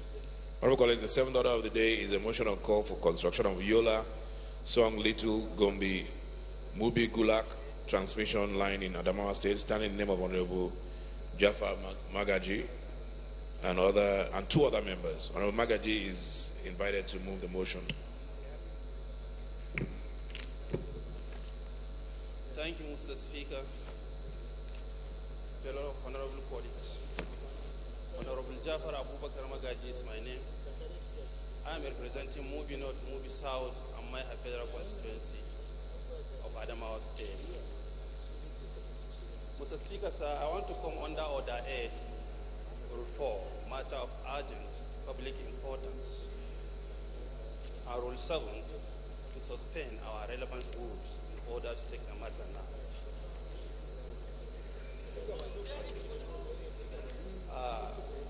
The motion,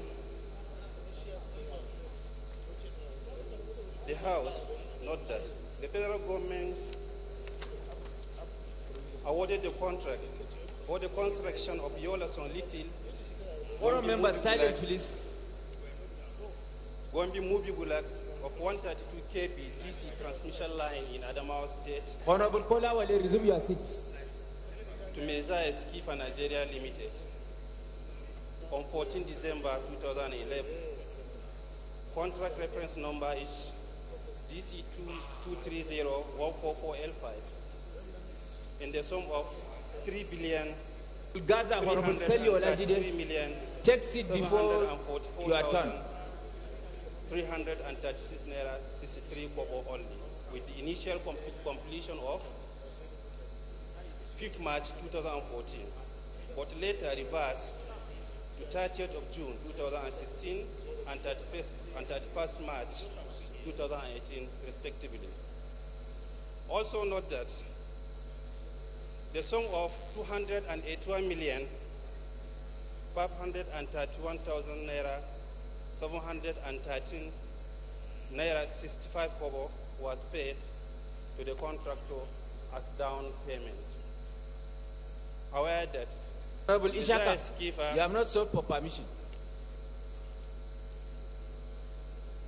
However, that Meza Skifa Nigeria Limited mobilized the men and materials to the site. They commenced the work, later abandoned the site on ground unfounding. No budgetary allocation from 2013 till date. Worried that the delay of completion of contracts has diversely reduced the economic activities and development in the affected areas. Resolved to urge the Ministry of Power to direct the contractor to go back to the site to continue the contract or return the advance money collected from the federal government. Also call on the Appropriation Committee to consider and make allocation for the project in 2020 Appropriation Act, to mandate the Committee on Power to ensure strict compliance with the resolution. Thank you, Mr. Speaker.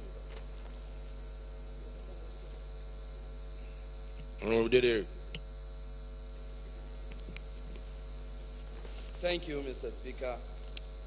Honorable colleagues, I am Honorable Haruna Isadederi, representing RI Logo Federal Constituency. Mr. Speaker, I'm from Kano State. I rise, Mr. Speaker, to second the motion ably moved by Honorable Jafar Abubakar Magaji. I so second. Thank you.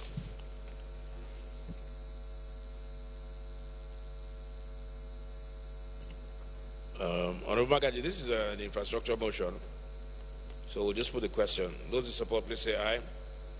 Those against, please say nay. Ayes have it. Eighth order of the day is a motion on need to curb the rising incidences of building collapse in Nigeria, standing in the name of Honorable Wale Raji and one other member. Honorable Raji is invited to move the motion. Thank you, Mr. Speaker. 1 second. Clerk, please, when we have motions or bills that are co-sponsored by one or two members, please have them list the names of the members. They have names. There's nothing like one other member. For the records, yeah, let them list the names of the co-sponsor. Unless we have multiple sponsors like 20, we can't be reading all the names. But when you have one or two, please list the names. Go ahead. Mr. Speaker, my name is Wale Raji. I represent the Federal Constituency of Lagos State.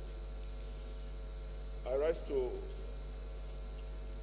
present a motion on the need to curb the incidences of building collapse in Nigeria. This motion is being sponsored along with me by Honorable Shinedu E. Martins.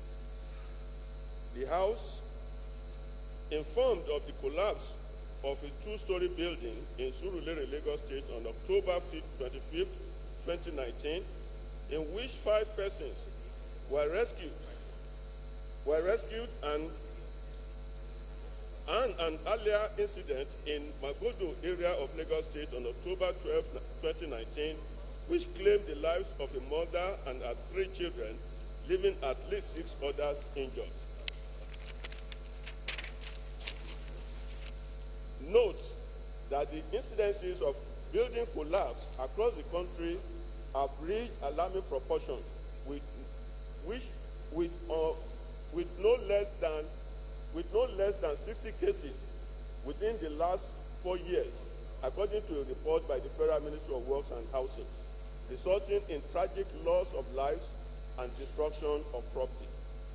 Recall the collapse of 3-story building that was housing a primary school in Itafaji area of Lagos Island on March 13, 2019, causing the death of 16 persons. Also on November 23, 2018, a 7-story building under construction collapsed in Port Harcourt, causing the death of 13 persons. Acknowledge that on December 10, 2016, the roof of Rena's Bible Church International, Uyo, caved in during a service program, killing about 200 persons. And on September 12, 2014, a 6-story building belonging to the synagogue church of all nations collapsed, killing 116 persons. Observe that the frequent cases of building collapse can be attributed to the negligence on the part of contractors, clients, and professionals, faulty designs, lack of professional supervision and adherence to the building code, lack of effectiveness of government agencies responsible for monitoring building procurement and construction processes, quackery at pre- and post-contract stages, and the use of substandard materials, among others. Aware that it is the primary responsibility of government to protect lives and property and respond to myriad of planning and environment challenges facing its citizens by ensuring that the menace of building collapse is controlled and eventually eliminated. Worried by the report of the Building Collapse Prevention Guild, an umbrella body of all construction professionals in the country, that there are thousands of other buildings across the country waiting to collapse due to mass urbanization and lack of targeted intervention by government at all levels.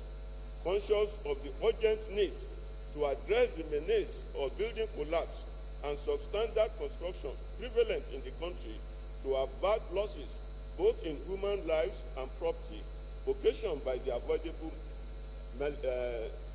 malice. Resolved to, one, all the Federal Ministry of Works and Housing to implement the National Building Code in order to regulate construction in the country and safeguard lives and property of citizens.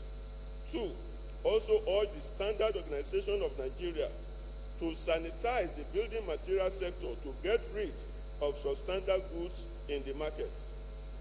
Further urge the Nigerian Institute of Building and the Nigerian Society of Engineers to ensure proper supervision of workmen and to further carry out sensitization campaign to enlighten the public on the need to use quality materials and professionals in the construction of buildings. 4, call on the Federal Ministry of Works and Housing to liaise with the Building Collapse Prevention Guild to carry out assessment of buildings prone to collapse in order to avert residents and avert impending loss of lives and property. And fifth, again urge the Council for the Regulation of Engineering in Nigeria, the Architects Registration Council of Nigeria, ACON, and other professional bodies to investigate and penalize their members involved in cases of building collapse. And finally, mandate the Committee on Works and Housing and Habitat to ensure implementation. Mr. Speaker, I so move. Thank you.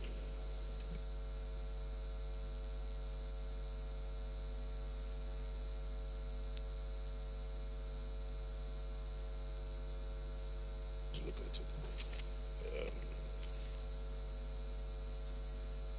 Honorable Ashu, second.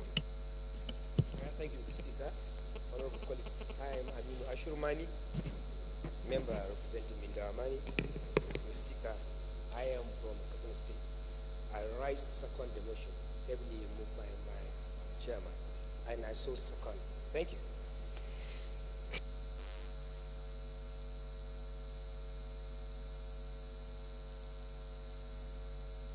Honorable Raji.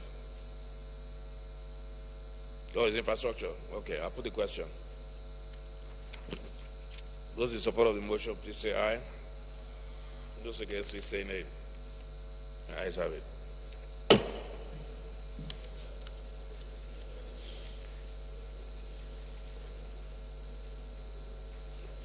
The ninth order of the day is a motion on need to rehabilitate federal roads in Ado-Odo, Federal Constituency of Ogun State, in the name of Honorable Jibo Ojugwela. Honorable Ojugwela is invited to move the motion. Honorable Ojugwela is here. Thank you, Mr. Speaker. My name is Honorable Jibo Ojugwela, member representing Ado-Odo, Federal Constituency. I'm from Ogun State, Mr. Speaker. I rise to move a motion, sir. The need to rehabilitate federal road in Ado-Odo, Federal Constituency of Ogun State. The House notes that Ado-Odo is the doctoral hubs of the nation. Due to the large concentration of industries in the area, is greatly involved in revenue generation for Ogun State and Nigeria as a whole. Also note that some of the firms operating in the area include Nestle Food, Glass Holding, Unilever, GSI, Eco Supreme, Pharmateco, and Nigeria Brewery under Nigeria PLC, Nigeria Distilled Limited, the United Food, Indomie, International District, and Evans Pharmaceutical Project Beta, Glass, and Obasanjo Nigeria Limited. Aware that good road infrastructure is crucial to development of the nation as it facilitates smooth conduct of business within and across the state, thus advocating quick revenue generation. Concerned that in spite of the huge revenue generated by the industry in Ado-Odota Federal Constituency of Ogun State, the Lagos Ota Abeokuta Road, the Aton Ota Lusada Agbada Road, and Songo Aton Idiroko Road, Ado-Odo Ikoga Road, all in Ado-Odota Federal Constituency of Ogun State are in deplorable condition. Also concerned that the dilapidated state of the road resulting in the meltdown of economic activities in the area due to the heavy traffic congestion, hampering conveyance of industrial materials and manufacturer goods in and out of factories, other states, in and out of the factory and other states in the Federation.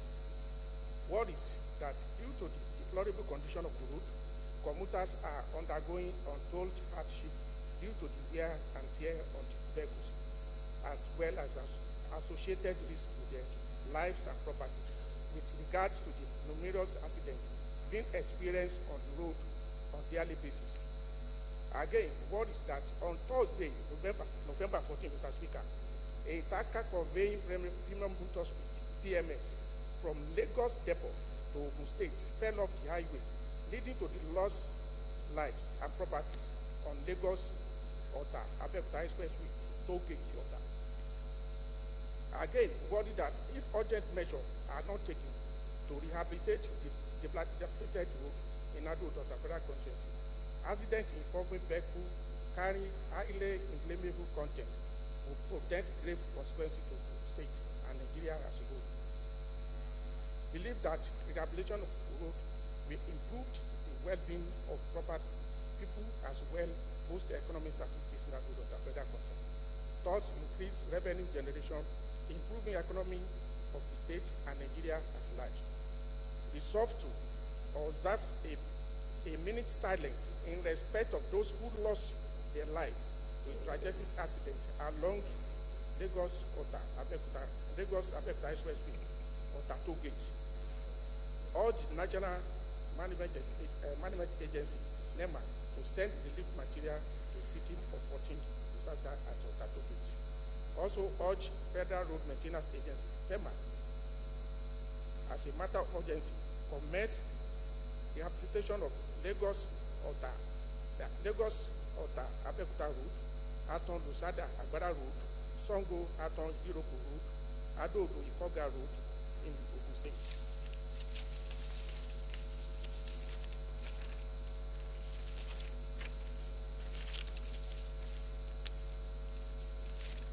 Honorable Isiaka, allow the speaker to concentrate. Somebody is waiting again, please.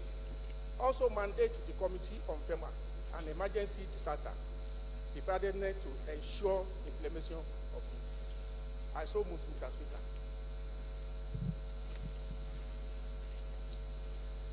Okay, this again is an infrastructure motion, so I'll put a question. Those in support, please say aye. Those against, please say nay. Ayes have it. A minute silence. Can we rise, please?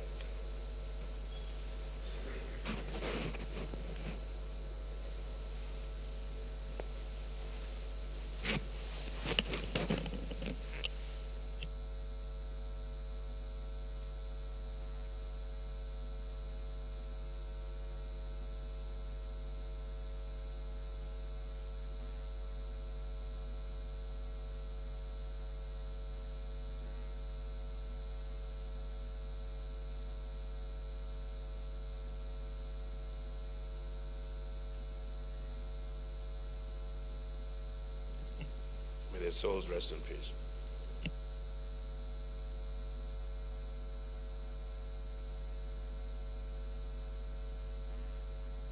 Honorable colleagues, the 10th order of the day is a motion calling on the Nigerian police personnel on highway patrol to be dressed in police uniform and properly number their patrol vehicles. Standing in the name of Honorable Abdullah Ibrahim Halims, Honorable Halims is invited to move the motion.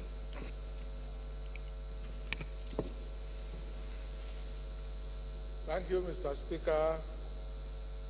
My honorable colleagues, I remain Honorable Abdullah Ibrahim Ali Halims from Kogi State, the Conference City, representing Ankpa Omala Olamaboro Federal Constituency. I rise to present this motion on the need for policemen on the highway to be properly dressed and properly their vehicles properly tagged. Knows the House knows that the personnel of the Nigerian Police Force usually carry out stop and search exercises on highways to reduce the spate of robbery and kidnapping incidents on the highways. Also knows that the policemen on highway patrol appear differently from one checkpoint to another, as some do not wear any means of identification such as name tags, uniforms, berets, boots, etc., which makes it difficult for citizens to identify them, thereby on occasions mistaking them for armed robbers. Concerned that some of the vehicles used by the policemen on highway patrols are neither properly painted in Nigerian police colors, nor are they properly numbered, thereby not providing clear means of ascertaining the police division they belong to. Also concerned that because of this uncertainty, men of the underworld often take advantage of the situation to ambush unsuspecting Nigerians on the highways and rob them of their valuables, inflicting untold fear and sufferings and sometimes killing or kidnapping innocent people.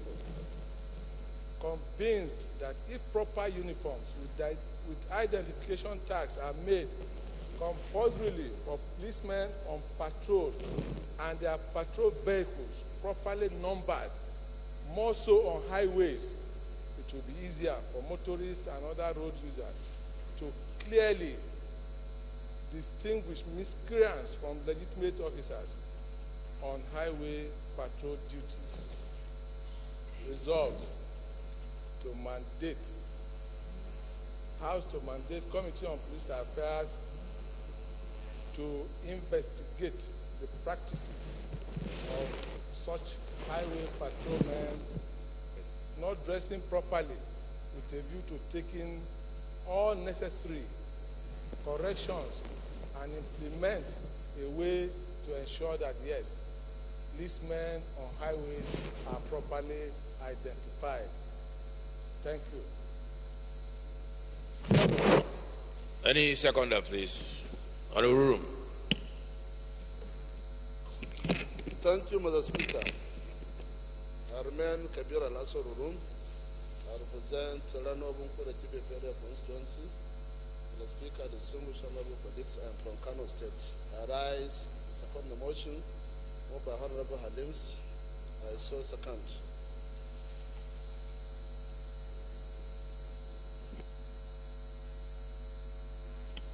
Honorable colleagues, I think this is pretty straightforward. No? Are you speaking against? Okay, somebody who wants to speak against Honorable Rotimi. Thank you, Mr. Speaker. Dear colleagues, my name is Prince Rotimi Agusoye, representing Koshope Federal Constituency of Lagos. Mr. Speaker, dear colleagues, the sponsor of the motion is a friend. I can't go against him, but the motion, the content of the motion is what I'm going against. You see, when we are talking about security, we actually need to take caution. We have situations where you have armed robbers putting on police uniform. How do you differentiate those from the original police men? So, in a situation, for example, where before now, in Rivers, where maybe people hired by the opposition, I don't know whether they belong to PDP or whatever party, where they put on police uniform. They use that to fight and, dealt with the people. My colleagues, I would advise that we ask the chairman or the committee on police to investigate, because it is an investigative motion. But the truth must be told that the police, they know what they are doing by asking their people to put on mufti. That would be a way of even arresting the situation of those putting on their uniforms. Thank you. Thank you. Honorable Rotimi, let me just say this. The police uniform is basically a symbol of authority. And there's a reason why they wear uniforms. And if you don't, the flip side of what you're saying is allow them to be in mufti. So how do you now distinguish the armed robber who's also in mufti from the police who's also in mufti? So you see, I understand your point, but you have to weigh the two. And I think it's easier to, even if they're wearing fake uniforms, it's few and far between. They're not talking about election matters. So I think, but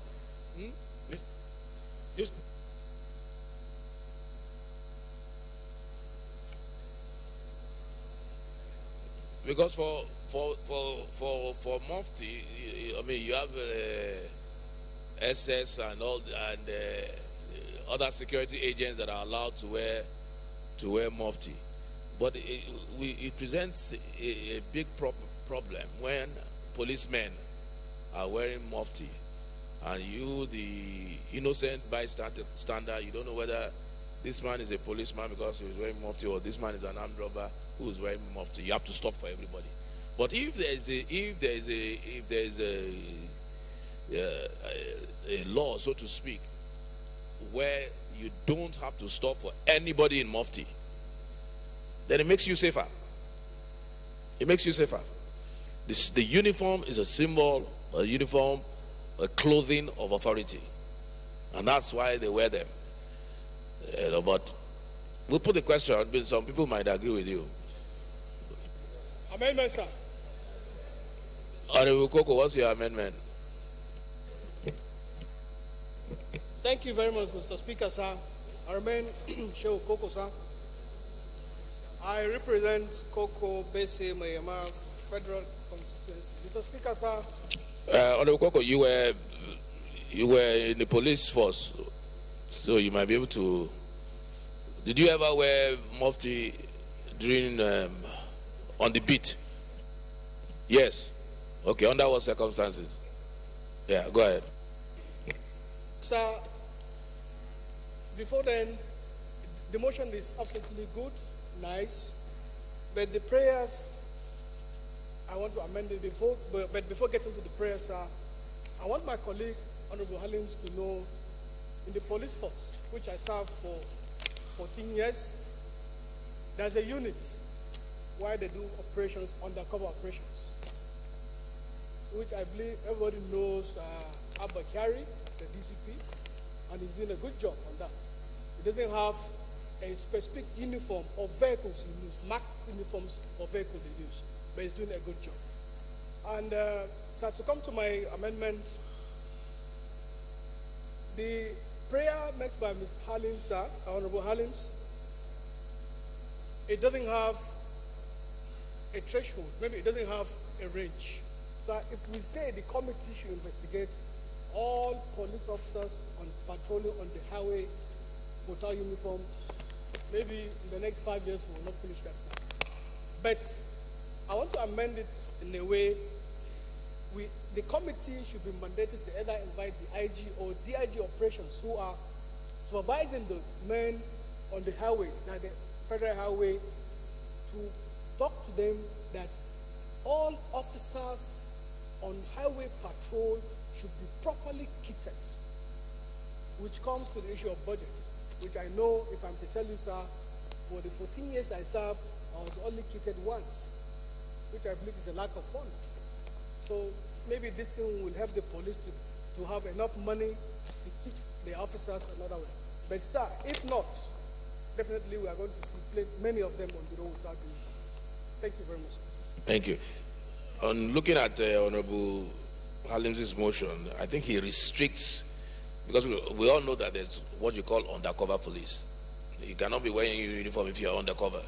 So he restricted it to the highway. So he's basically talking about the checkpoints. That's what he's basically talking about. But we'll just put the question. Those in favor of the motion, please say, what's your amendment? Sorry, what was your amendment? Sir, the committee to invite the IG and the DIG operations, maybe to talk to them that all officers on duty on the highways patrolling should be properly kitted. That's my amendment, sir. Any second, Honorable Aminu, Honorable Ashiru. Thank you, Mr. Speaker, honorable colleagues. I still remain Aminu Ashurmani, member representing Linda Amani. I am from Kasan State. I rise to second the motion amendment made by Honorable Popo, and I so support. Thank you. But let me just ask, during the investigation, which is what the motion is about, I think it will not be an investigation if they don't even invite that will be the first port of call. So I guess even if we move this motion, because it's already on the floor, this amendment, which we will, I guess you are only duplicating the prayer. So nothing lost, like they say. Those in favor of the amendment, please say aye. Those against, please say nay. Those in favor of the amendment, please say aye. Those against, please say nay. Those in favor of the amendment, please say aye. Those against, please say nay.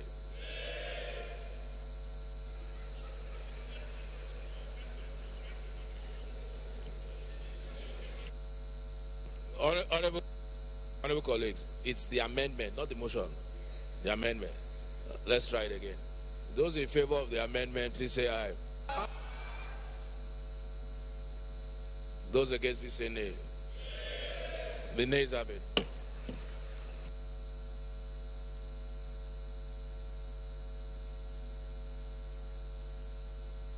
Those in favor of the motion as amended, please say.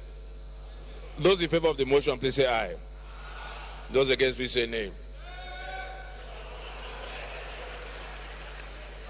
Honorable Ben. Thank you. The ayes have it.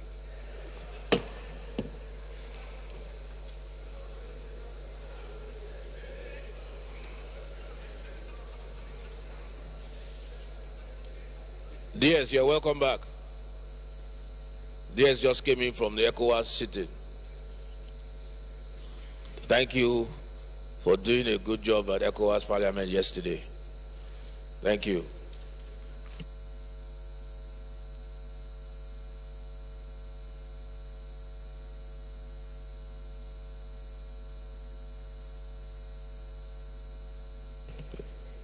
Honorable colleagues, the 11th order of the day is a motion on need to provide enabling environment for the adoption of green energy through duty waivers to encourage wider access to solar energy in Nigeria. Standing in the name of Honorable Johnson Oguma. Honorable Oguma is invited to move the motion. Honorable Leke, get seated. Honorable Leke, get seated. Thank you, Right Honorable Speaker, and my respected colleagues. I am Johnson Egwahidi Oguma. I represent all the people of Esako Federal Constituency. I am from Edo State. My motion this morning is on the need to provide enabling environment for the adoption of green energy technology through duty waivers to encourage wider access to solar energy in Nigeria. Mr. Speaker, the House notes that in 2015, the world adopted the Paris Agreement on climate change, which is aimed at reducing global carbon footprint by 20%, with Nigeria being one of the signatories, is committed to the reduction of its carbon footprint substantially in line with this global drive for a cleaner and healthier environment. Also notes that a few years later, there has been remarkable improvements and positive developments in the area of renewable energy, with global investment increasing by 70% and a rise in global electricity generation by 9.1%. Aware that current global strengths indicate an increasing investment in... Minority Leader, please approach the chair. Deputy Leader.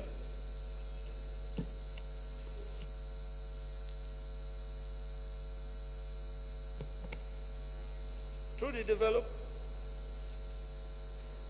aware that current global trends indicate an increasing investment in renewable energy by developing countries through the provision of enabling policies and programs to encourage wider access and application of alternative energy technology, especially solar and wind technologies. Unfortunately, Nigerian government policies in this direction have not been encouraging. Also aware that success being recorded in curbing greenhouse gas emissions is estimated to account for an avoidance of 1.3 gigatons. Success is due to the rising awareness worldwide on the importance of clean energy. Again, aware that Nigeria, with its huge potentials for solar energy, can achieve a reduction of about 31 million tons of greenhouse gas emission by the year 2030 if it seriously encourages the greater adoption of alternative to renewable energy. Cognizance that investment in this sector comes with other economic advantages, such as direct or indirect employment, reduction in expenditure on fossil fuels and electricity bills, protection of biodiversity, increasing available energy sources, attracting advanced technology at decreased cost through economies of scale. Cautious that provided the enabling environment will not only ensure increased access to more sources of power supply, but will also encourage the transfer of renewable energy technology in Nigeria. Worried that the cost of renewable energy technologies, particularly solar technology in Nigeria, is still very expensive and out of reach of ordinary Nigerians. Appreciates the need for Nigeria to join the group of progressive countries working towards mitigating global warming by adopting alternative and renewable energy technologies. The House resolves to urge the federal government to provide special incentives through duty waivers on tariff reductions on imported renewable energy equipment like solar panels, inverters, batteries, LED bulbs, etc., while encouraging investment in climate-smart energy projects. Then the House to mandate the committees on environment, climate change to interface with the ministries of environment, finance, science and technology, and the Energy Commission of Nigeria with a view to coming up with policies, programs that will encourage alternative stroke renewable energy development to reduce global warming and report back within 8 weeks for further legislative action. Mr. Speaker, I so move. I'm not going to hear this. Seconder, please. Honorable Maki. Mr. Speaker, my honorable colleagues, I'm Abubakar Maki Elleman. I represent Madam Madori, Kaugama Federal Constituency. Mr. Speaker, my honorable colleagues, I'm from Jigawa State. I stand to second the motion heavily moved by my senior colleague. I so second.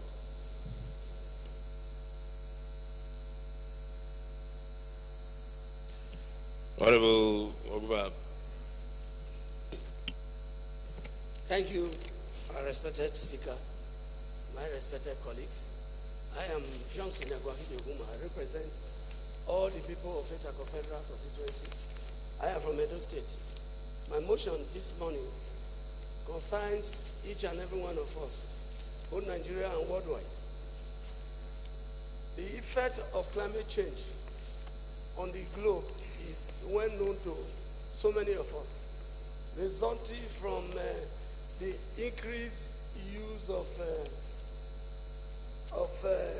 fossil fuel, heating of the globe, and also to the increased usage of both the oil, the gas flaring, Honorable Sada, concentrate. Honorable Sada.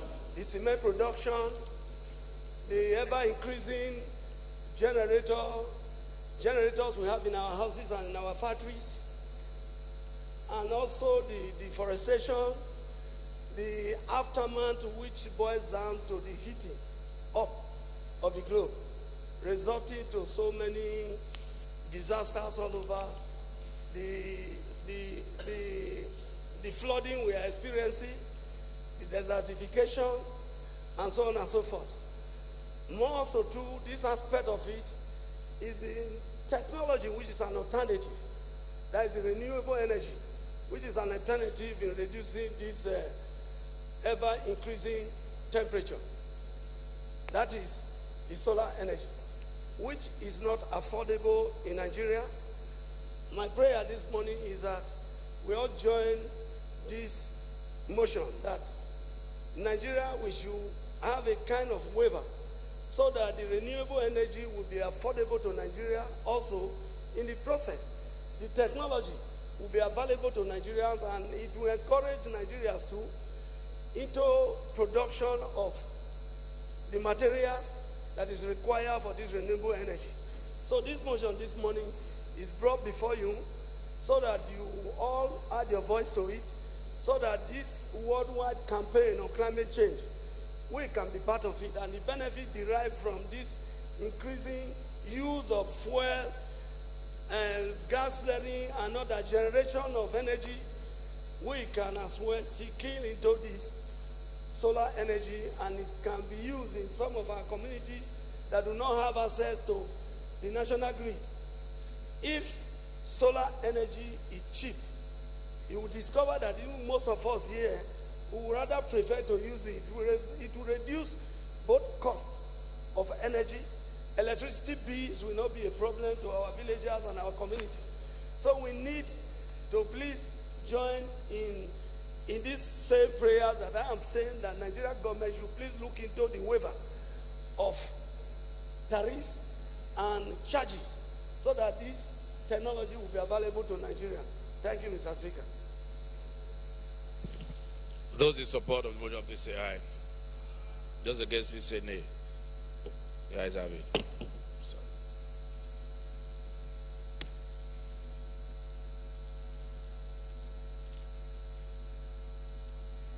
Honorable colleagues, the 12th order of the day is a motion on the need to investigate the alleged violation of labor laws by international oil companies, standing in the name of Honorable Benjamin Okeze Kalu.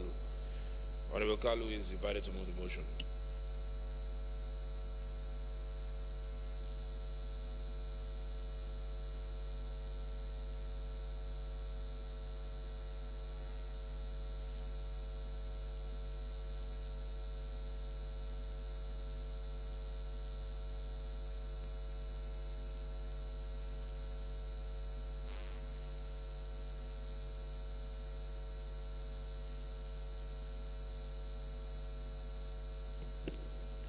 I represent the good people of Nigeria, starting from Bende Federal Constituency.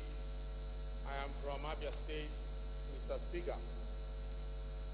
First of all, I want to say that the published motion is an abridged version and some things were left out, so in my explanation, I will take care of that, but I'll make it very brief.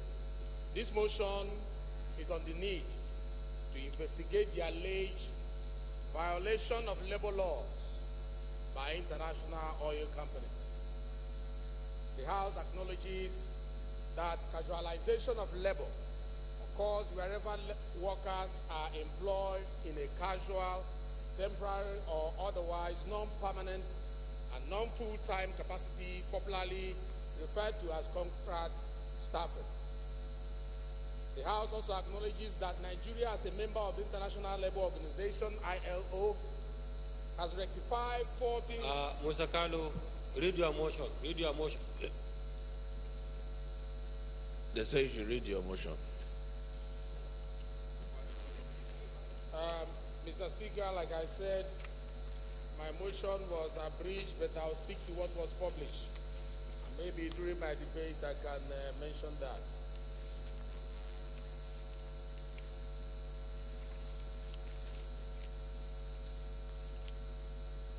Aware that Nigeria, as a member of the International Labour Organization, has ratified 40 international labour conventions and has, through the National Assembly, enacted the Labour Act, among other labour-related laws, by which Nigeria is sworn to protecting the rights of workers in the country. Also aware of the ugly trend of work informalization or casualization in the oil and gas sector by international oil companies, leading to an uncertainty of employment for thousands of workers who are constrained to operate under very precarious conditions with near total denial of the benefit associated with permanent and decent work. Again, aware of a report published by the Campaign for Democratic Workers' Rights, pegged the number of casual workers in the Nigerian workforce at 45%, and also stated that 50% of the burden of casualization exists in the downstream oil and gas subsectors of the economy: telecommunication, banking, construction, mining, and some other workplaces. The House knows that since the early 2000s, the Nigerian oil sector has suffered the effect of incessant disputes between international oil companies, the IOCs, and the organized labor union over allegations of unfair labor practices levied against the IOCs, as a result of which, on several occasions, the Nigerian Union of Petroleum and Natural Gas Workers, NUPEN, had planned industrial action which had threatened nationwide fuel scarcity and hurt the economy, as Nigeria stands to lose over 100 billion per day in the event of an industrial strike action by NUPEN. The House recalled that sometime in July 2018, in light of the frequency of those allegations, the federal government announced a plan to reform the process of granting and renewing recruiters' license to labor contractors, with the aim of ensuring adherence to expatriate quotas and eschewing unfair labor practices. Despite allegations of unfair labor practices by IOCs still abound. Despite this, it still abound.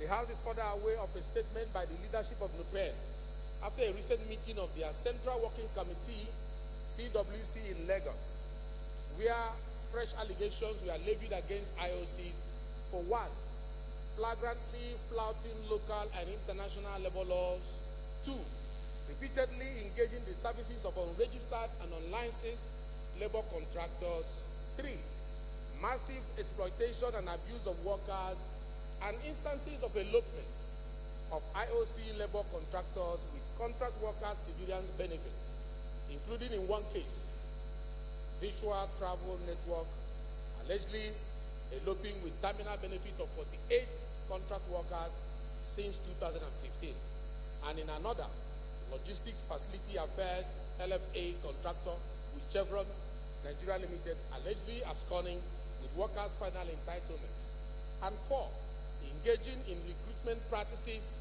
without adherence to expatriate quota and local content.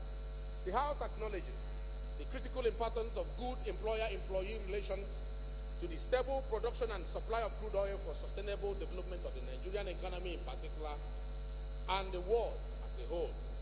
Concerned that the allegation by NUPEN of unfair labor practices by IOC threatens the industrial harmony in the oil and gas sector.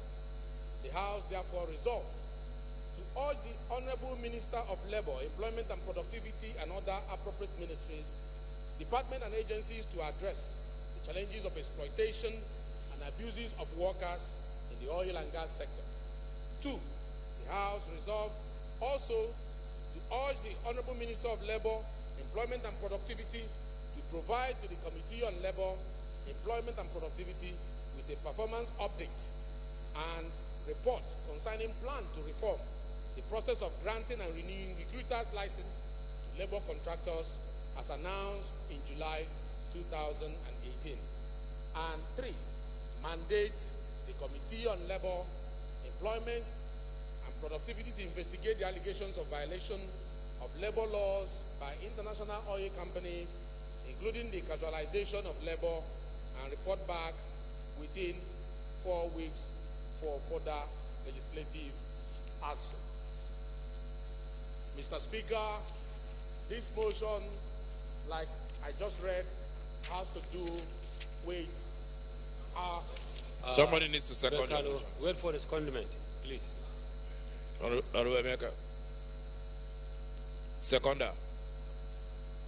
Honorable Balogu. Mr. Speaker, my name is Honorable Adebayo Balogun, representing Ibeju-Lekki Federal Constituency. I rise to support this motion as moved by Honorable Kalu on behalf of the workers of Nigeria. I so support. Honorable Kalu. Honorable Kalu, go ahead. Thank you, Mr. Speaker and honorable colleagues. Sorry, my body was on fire when I think about the pain that most of these people go through and the kind of complaint that they send. I happen to come from the Niger Delta, Mr. Speaker, and we are closer to these IOCs and they employ a lot from that area, yes. But most of them get these casual positions. And there seems not to be future for these people, considering the peril that they are passing through. I'm going to make it very simple. We cannot continue in this pain. I remember a publication I read in 2008 by the acting leader of the House, where he tried to fight. Honorable Peter Akpatasen, he has been on the forefront of fighting for these casual workers. And I'm happy that today he's in the House of Representatives. It is an age-long fight to make sure that their interest is protected, that their future is covered, that when they work, it won't be monkey they walk, baboon they chop. Most of the people that have been approved to come and they give them this employment, as you know, that are sourced their human resource management to, that handle this employment, end up abusing Nigerians who are in this casual position. Granted that the position of the law in our labor law is not so strong with the protection of the casual workers, which this House, I believe, over time is going to seek various amendments that will help us, cover the interests of the casual workers, as Ghana has done. America is looking into it. China, most of these countries are looking into how do we make these people feel the impact of the job that they are rendering, even though it is in casual nature. So this motion is to ask how far has Nigeria gone in implementing that guideline that was laid out in 2011. It wasn't even 2018. The minister just re-emphasized it in 2018. There was a technical committee that was set up in 2011. And when they were set up, they were able to bring out certain position of the government. And one of which was, there must be a regulation. There must be a standard you will meet before you become an employer an agent to employ for the IOCs. And there are certain provisions in that guideline that took care of the interests of these casual workers. Who is obeying them? The IOCs have neglected those guidelines, Mr. Speaker and honorable colleagues. So this motion is asking them to come back to the room. Let us look at what is the, monitoring has always been the ancient tool to drive efficiency. Any industry that does not have monitoring, it makes it difficult for people to comply with what will help create the standard. The monitoring that we need is for this house, various committees in this house, which I know is going to... Honorable Gaya, please, you are welcome.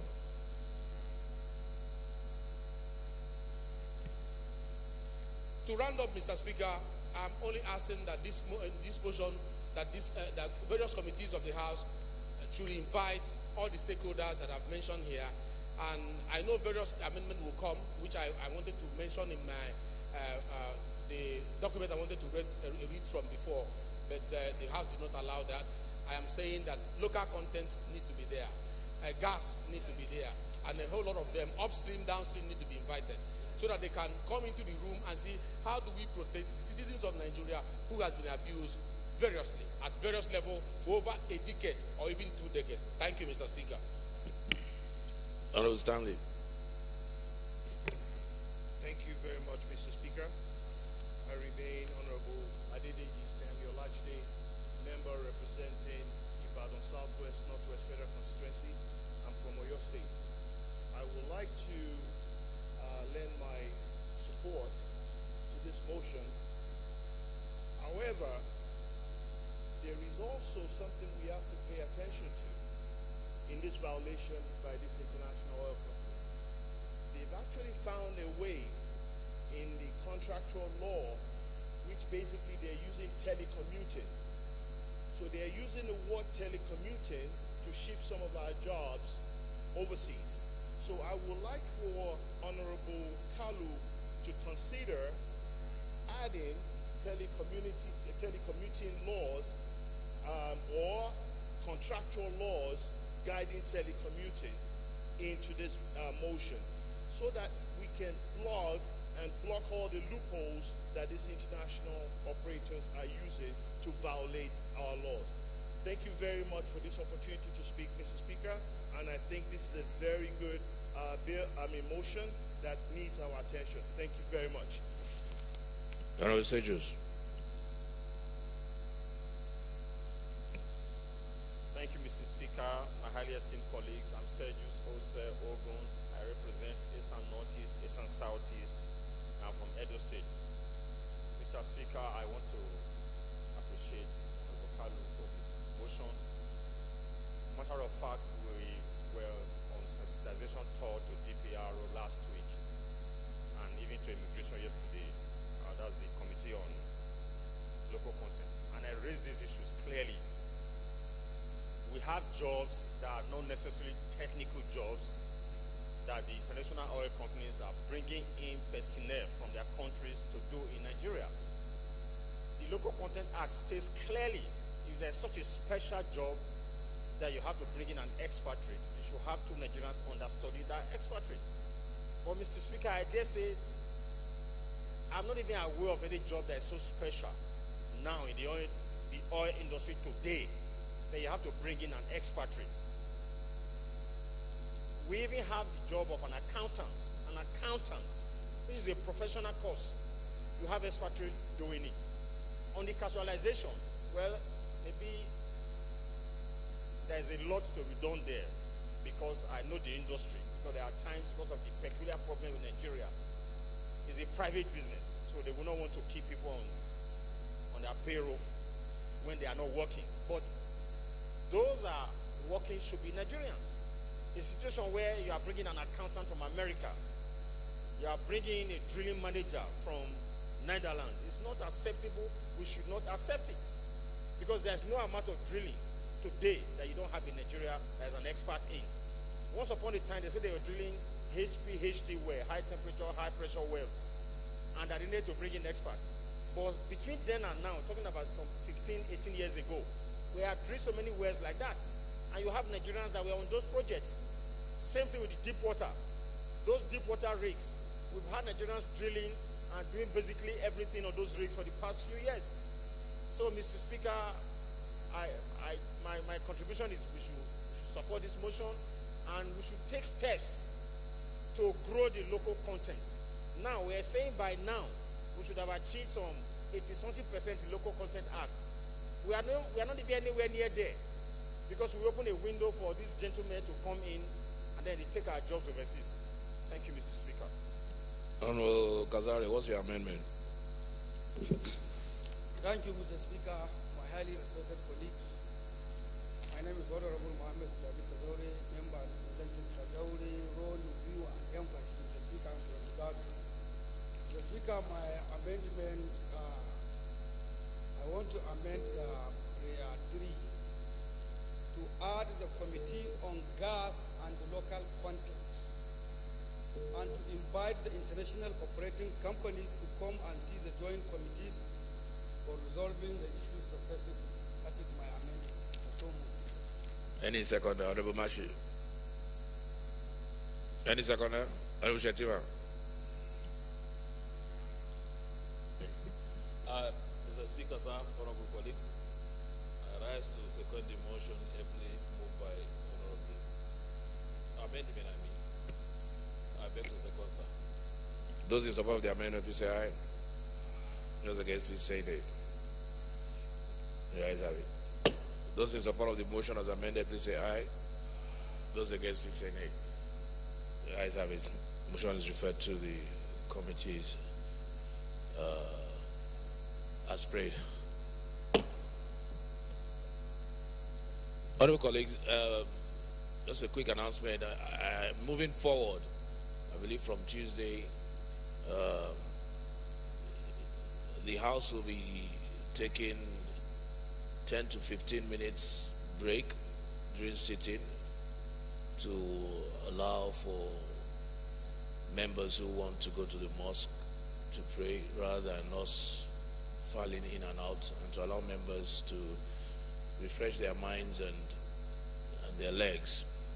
Hopefully there will be coffee and tea outside in the lobby for members. 10 to 15 minutes break moving forward from Tuesday. I think in that regard, I think, did you have a motion on it?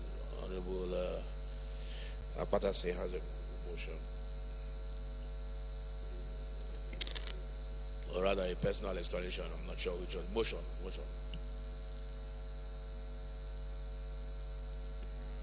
Mr. Speaker and my dear colleagues, I am Comrade Peter Apatase, representing Abuja Federal Constituency. On the basis of personal explanation, I wish to state that, as the Speaker has said, it has been observed that on several occasions on the floor of the House, people have reasons to move out and come in from time to time, and staying in the chamber for such a long time, actually, without leg stretch and all of that, constitutes a major, safety hazard and health, issue for members. And there are a lot of reports, health-related reports that actually warn that people should not sit for more than 4 hours without leg stretch. On the strength of that, I wish to move that, we should adopt a 15 minutes on daily basis during the sitting hour between 1 o'clock and 1:15, as our official time for leg stretch in this chamber. So, Thank you. Coming under personal explanation, Honorable Apatase has moved a motion that the House from Tuesday should be able to go on a 15-minute break at 1 o'clock. Honorable Elumelu. Thank you, Mr. Speaker. I remain Honorable Ndudi Godwin Elumelu, and I represent the good people of Anyocho Shimli Federal Constituency. I'm from Delta State. Arise, given that it is very germane and timely for this personal explanation to come up at this time, to give room for members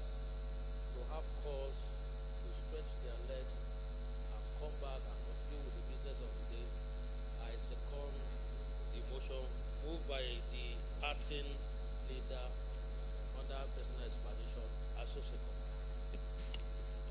Those in favor of the motion, please say aye. Those against, please say nay. Ayes have it. Thank you.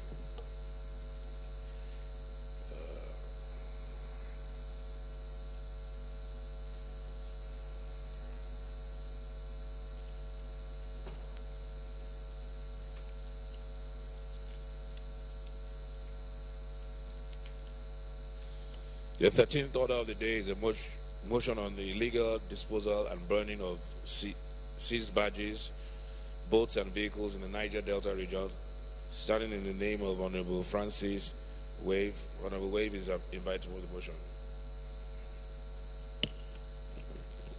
Thank you, the Right Honorable Speaker. The Right Reverend Francis Ejirogene Waive is my name. And I represent the entire people of Uwele North, Uwele South, and Udu. Mr. Speaker, I am from Delta State. The motion is on the illegal disposal and burning of seized barges, boats, and vehicles in the Niger Delta region by security agencies. The House is aware that under Nigerian laws, oil exploration and exploitation are the sole responsibility of the federal government, and any extraction of oil without the consent of the government is illegal. Also aware that a sizable quantity of the nation's daily production of crude oil is being extracted and diverted illegally through acts of bunkering and vandalization of pipelines by hoodlums. Again, aware that these acts of illegal bunkering and oil theft have affected the environment negatively, leading to loss of billions of naira in public funds that could have been used for the growth and development of the country.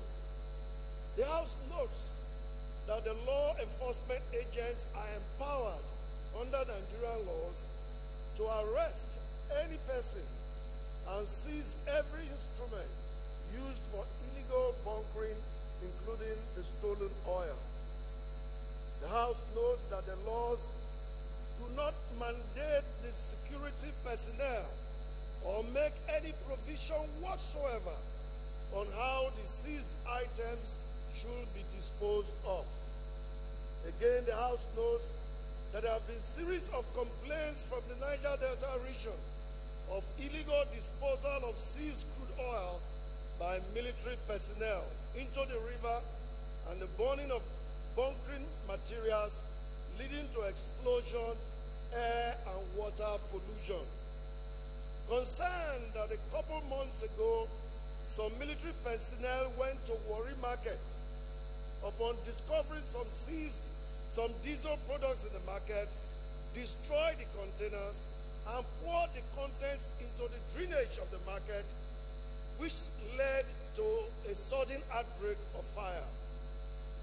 Concerned that in January 2019, military operatives launched an offensive against some vandals, setting ablaze over 50 vehicles found to be carrying stolen oil products at their checkpoint along Okpare Road, near the Okpare Bridge in Ugele South local government area of Delta State. The House is further aware that the site of this incident at the Okpare Road has since been abandoned, with the burnt vehicles there constituting a nuisance. But the petroleum products were littered on the environment, destroying the habitat and polluting the river. Also concerned that the manner in which the seized items are disposed of is not only harmful but dangerous, and the security personnel carry out their actions without considering the environmental impact of such activities on the communities and on my people, the good people of the Niger Delta.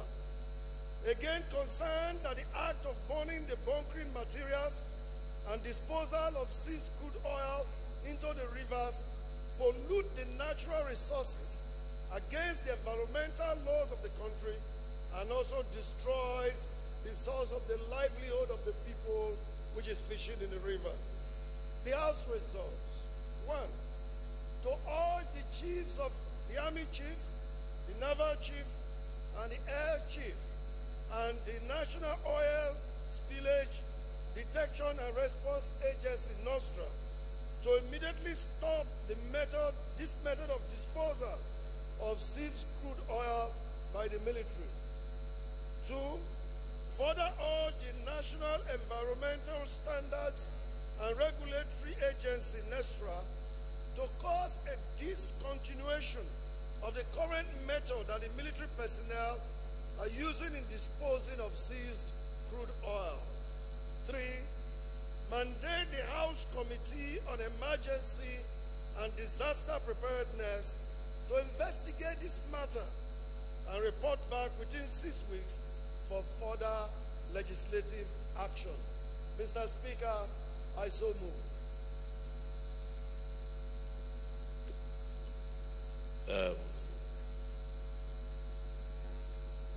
Okay, second for us. Thank you, Mr. Speaker. My name is Dr. Simon Watkun. I represent the good people of Yomambat Palladium from Plateau State. Mr. Speaker, I rise to second the motion ably moved by Honorable Webe. I so second.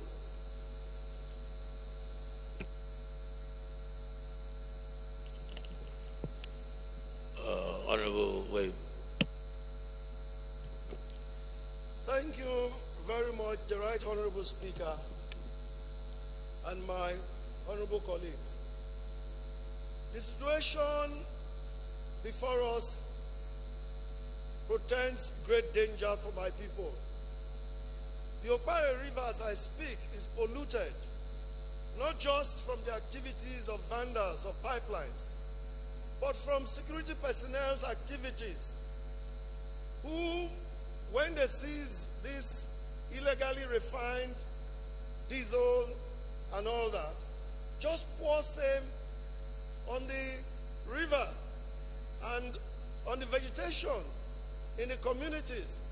If you go there, you see everywhere dried up, and then these lands can no longer be used for farming.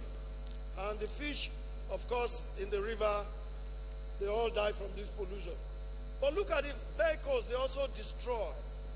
They leave the remnants of the burnt vehicles on the streets. And particularly on that Okpare River today, if you get there, you see several vehicles.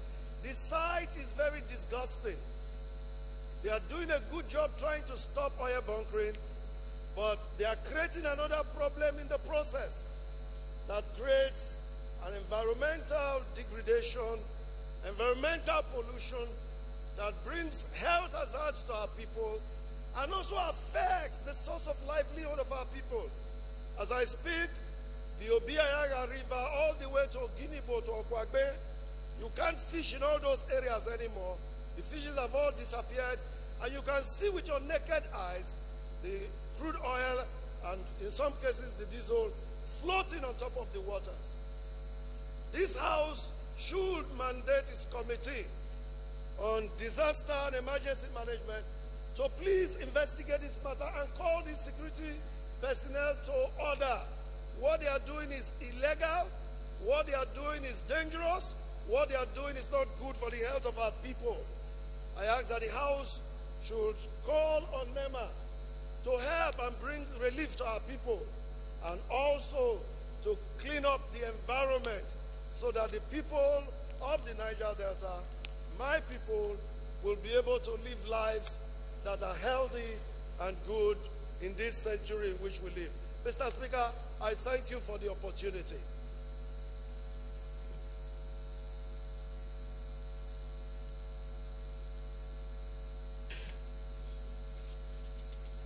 Let's just put the question right. Those in support of the motion, please say aye. Those against, please say nay. The ayes have it. I'm coming.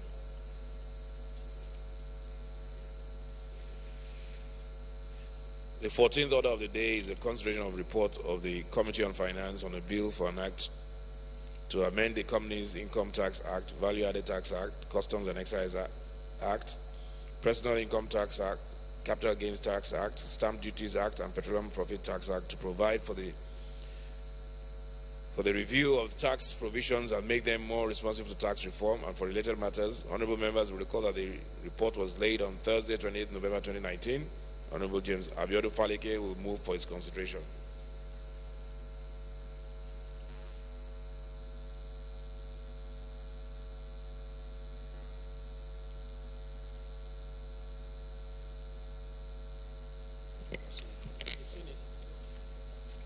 Thank you, Mr. Speaker, honorable colleagues. My name is James Abiodun Falike. I represent Ikeja Federal Constituency of Lagos State. I rise that the House do consider the report. Aminu, actually, go back to your seat, please. Allow the Speaker to concentrate on the... That the House do Aminu consider the Mani. report of Committee of Finance on a bill for an act to amend the Companies Income Tax Act, the Value Added Tax Act, Customs and Excise Tariff Act, Personal Income Tax Act, Capital Gains Tax Act, Stamp Duties Act, and Petroleum Profit Tax Act to provide for the review of tax provisions and make them more responsive to tax reform and for related matters. Honorable colleagues and so on. Any second, Honorable, you were here a minute ago. Okay, second. Speaker, honorable colleagues, I still remain Aminu Ashurmani, member representing Bindawamani, Mr. Speaker, sir, and from Cousin State.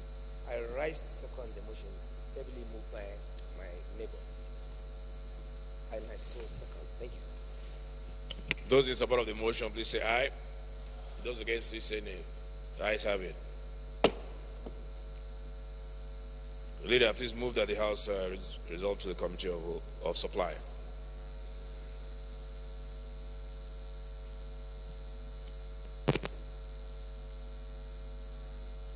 Thank you, Mr. Speaker, once again. And my dear colleagues, I remain repeater of the Japan MNI. I move that the House do resolve to the Committee of Supply to consider the report that has just been presented. I so move. Any minority leader, can you second, please?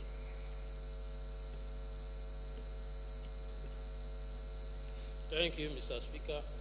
I remain Honorable Elumelu, and I represent the good people of our Northwest Federal Constituency. I'm from Delta State. I rise to second the motion moved by the acting leader, associate. Those in support, please say aye. Those against, please say no. The ayes have it. House resolved to Committee of Supply.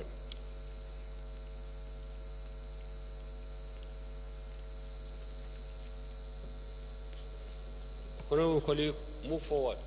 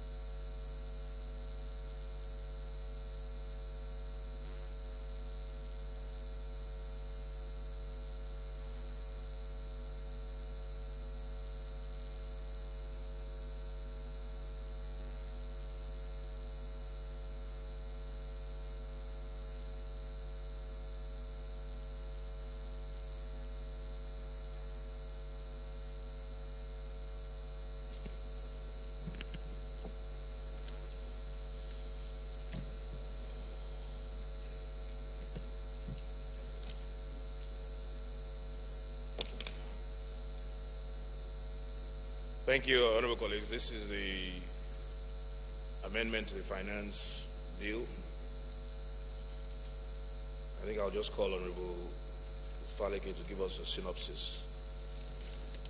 Honorable Faleke.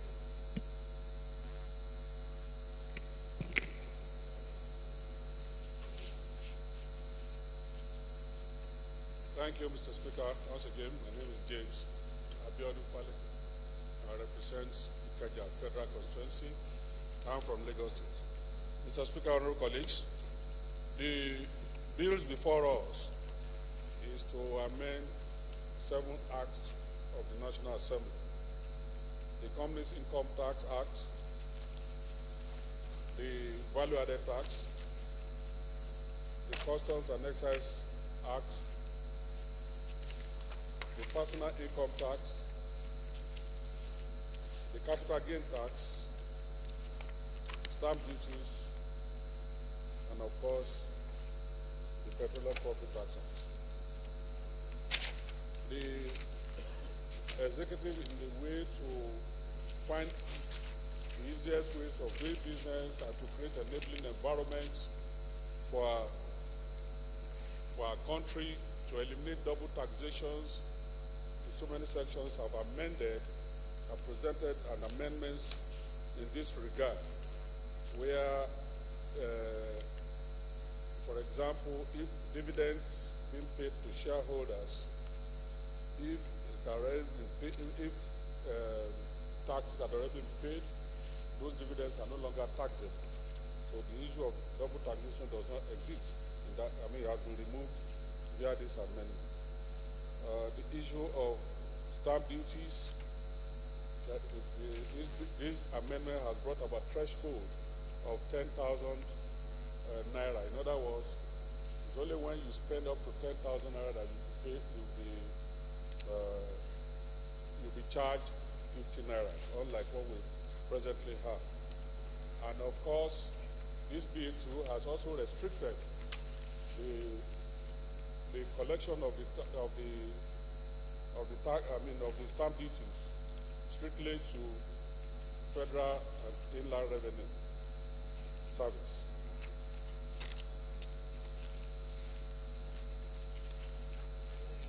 Before now, there had been argument between Federal Inland Revenue Service and NIPOST on the collection of stamp duties. And the public hearing was clear that it is only Federal Inland Revenue that has power to collect tax. And that 15 naira charge is seen as tax, not adhesive stamp, which is sold by NIPOST. It is on that ground that the committee resolved to allow it to remain with Federal Inland Revenue. And of course, as part of this company is part of the amendment too, is the tax reliefs, that is some tax penalties. Where you are fined for an offense by any law, you cannot use that fine as a rebate in getting a tax rebate under this amendment.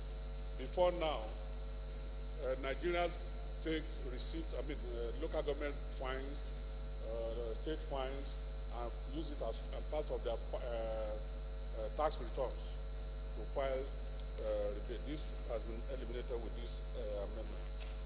The value-added tax, of course, has been increased from 5% to 7.5%, where the state takes 35%. 50%, the local government takes 35%, and the federal government, of course, takes 15%. The idea behind this is that to create more money for the states and local governments to be able to meet their infrastructural development and pay their bills. Custom and excise duty. There was a proposal from the executive that all imported goods are subject to are subject to excise duties. Before now, they pay only duty. If you bring in any goods to Nigeria, you only pay duty. What the initial proposal seems to achieve is to charge excise duty on all imported goods so that those goods will be at parity with locally manufactured goods. But the committee amended to say that only those goods that are produced in Nigeria should be charged. And if you are bringing in, let's say, diaper that is produced in Nigeria, you are going to be charged SI duty. But if you are bringing in goods that are not produced in Nigeria, you will not need to pay SI duty, so that the issue of double taxation does not arise.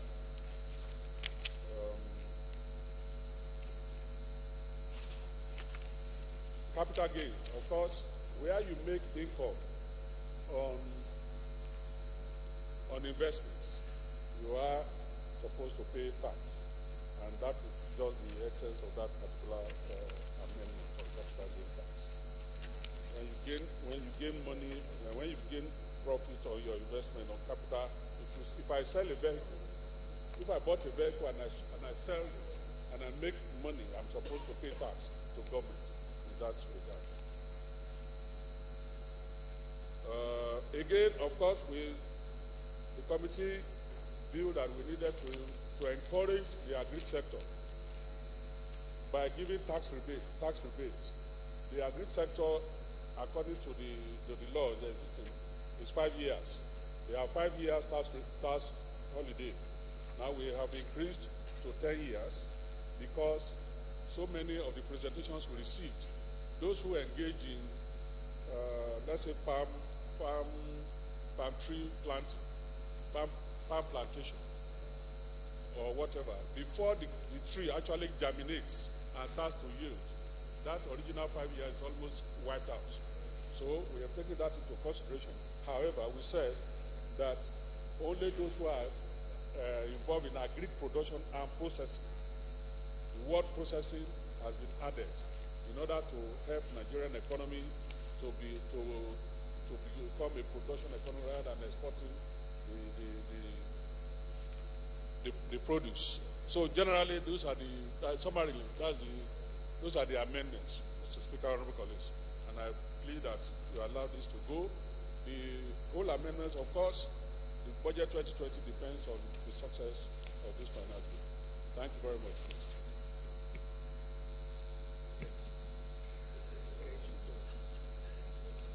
No problem.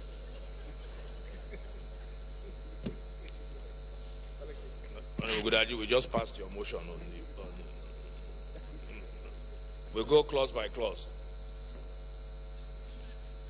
Clause 1, clause 2, clause 3, clause 4, clause 5, clause 6, clause 7, clause 7 to 15, clause 7 to 15, any objection? 16 to 20, 20 to 25, clause 25 to 30. You've checked? Good. Clause 30 to 35, clause 40 to 35 to 40, clause 41, clause 42, clause 43, clause 44, clause 45, clause 45 to 50. Honorable colleagues, I hope you know when I say clause 45 to 50, we're talking about each clause in between. So we're going clause by clause. 45 to 50, 50 to 55, clause 56.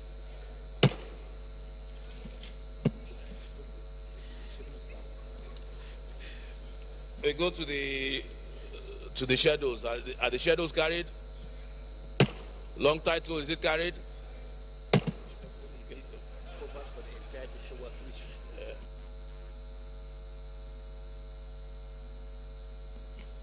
This covers the whole, everything. Okay, very good.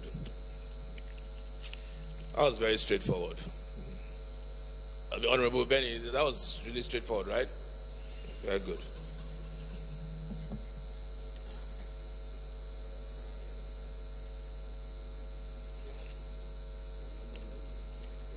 Leader. Plenary.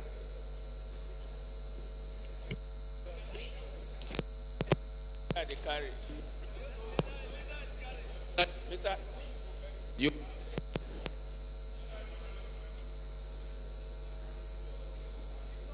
It's talking. Mr. Speaker, I do move that the committee revert to plenary to report progress.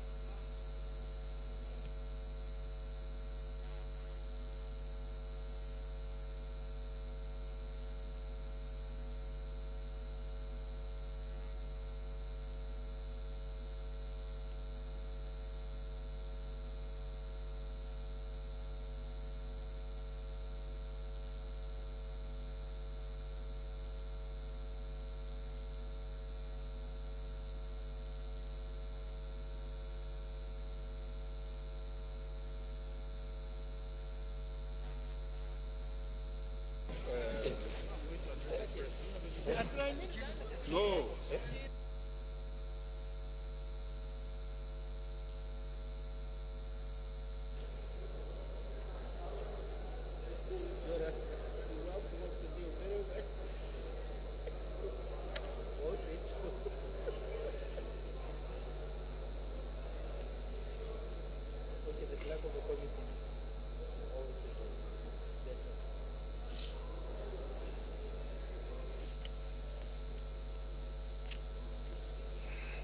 Honorable colleagues,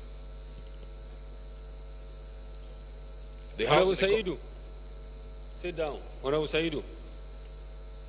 The House and the Committee of Supply considered the report of the Committee on Finance on a bill for an act to amend the Companies Income Tax Act, Value Added Tax Act, Customs and Excise Tariff Consolidation Act, Personal Income Tax Act, Capital Gains Tax Act, Stamp Duties Act, and Petroleum Profit Tax Act to provide for the review of tax provisions and make them more responsive to tax reforms and for related matters, and approved clauses 1 to 55, the schedules, and the long title of the bill. I invite the leader to move that the House will adopt the report of the recommendations of the Committee of Supply. Thank you, Mr. Once again, I move that the House adopts the report of the Committee of Supply led by Mr. Speaker. I so move.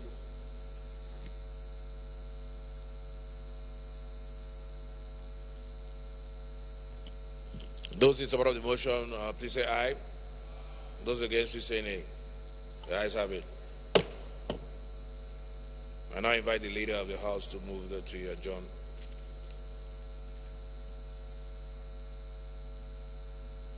He's not used to. Okay, I invite the deputy leader to.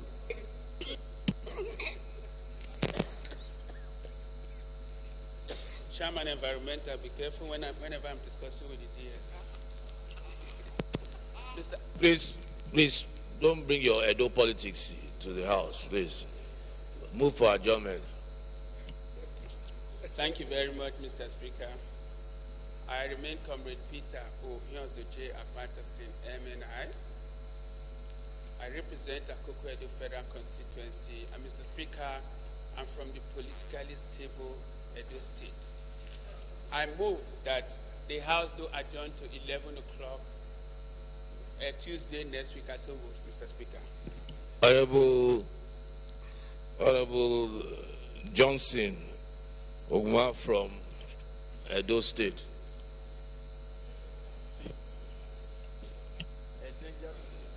Thank you, Right Honorable Speaker. My respected colleague, I'm Johnson Oguma from Edo State. I rise to second the adjournment motion ably moved by the acting leader of the House. I so second. Those in support that the House adjourn till tomorrow 11 a.m., please say aye.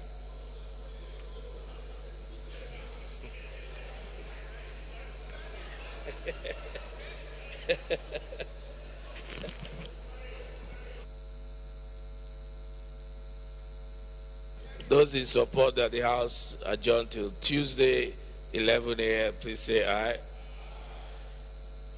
The ayes have it.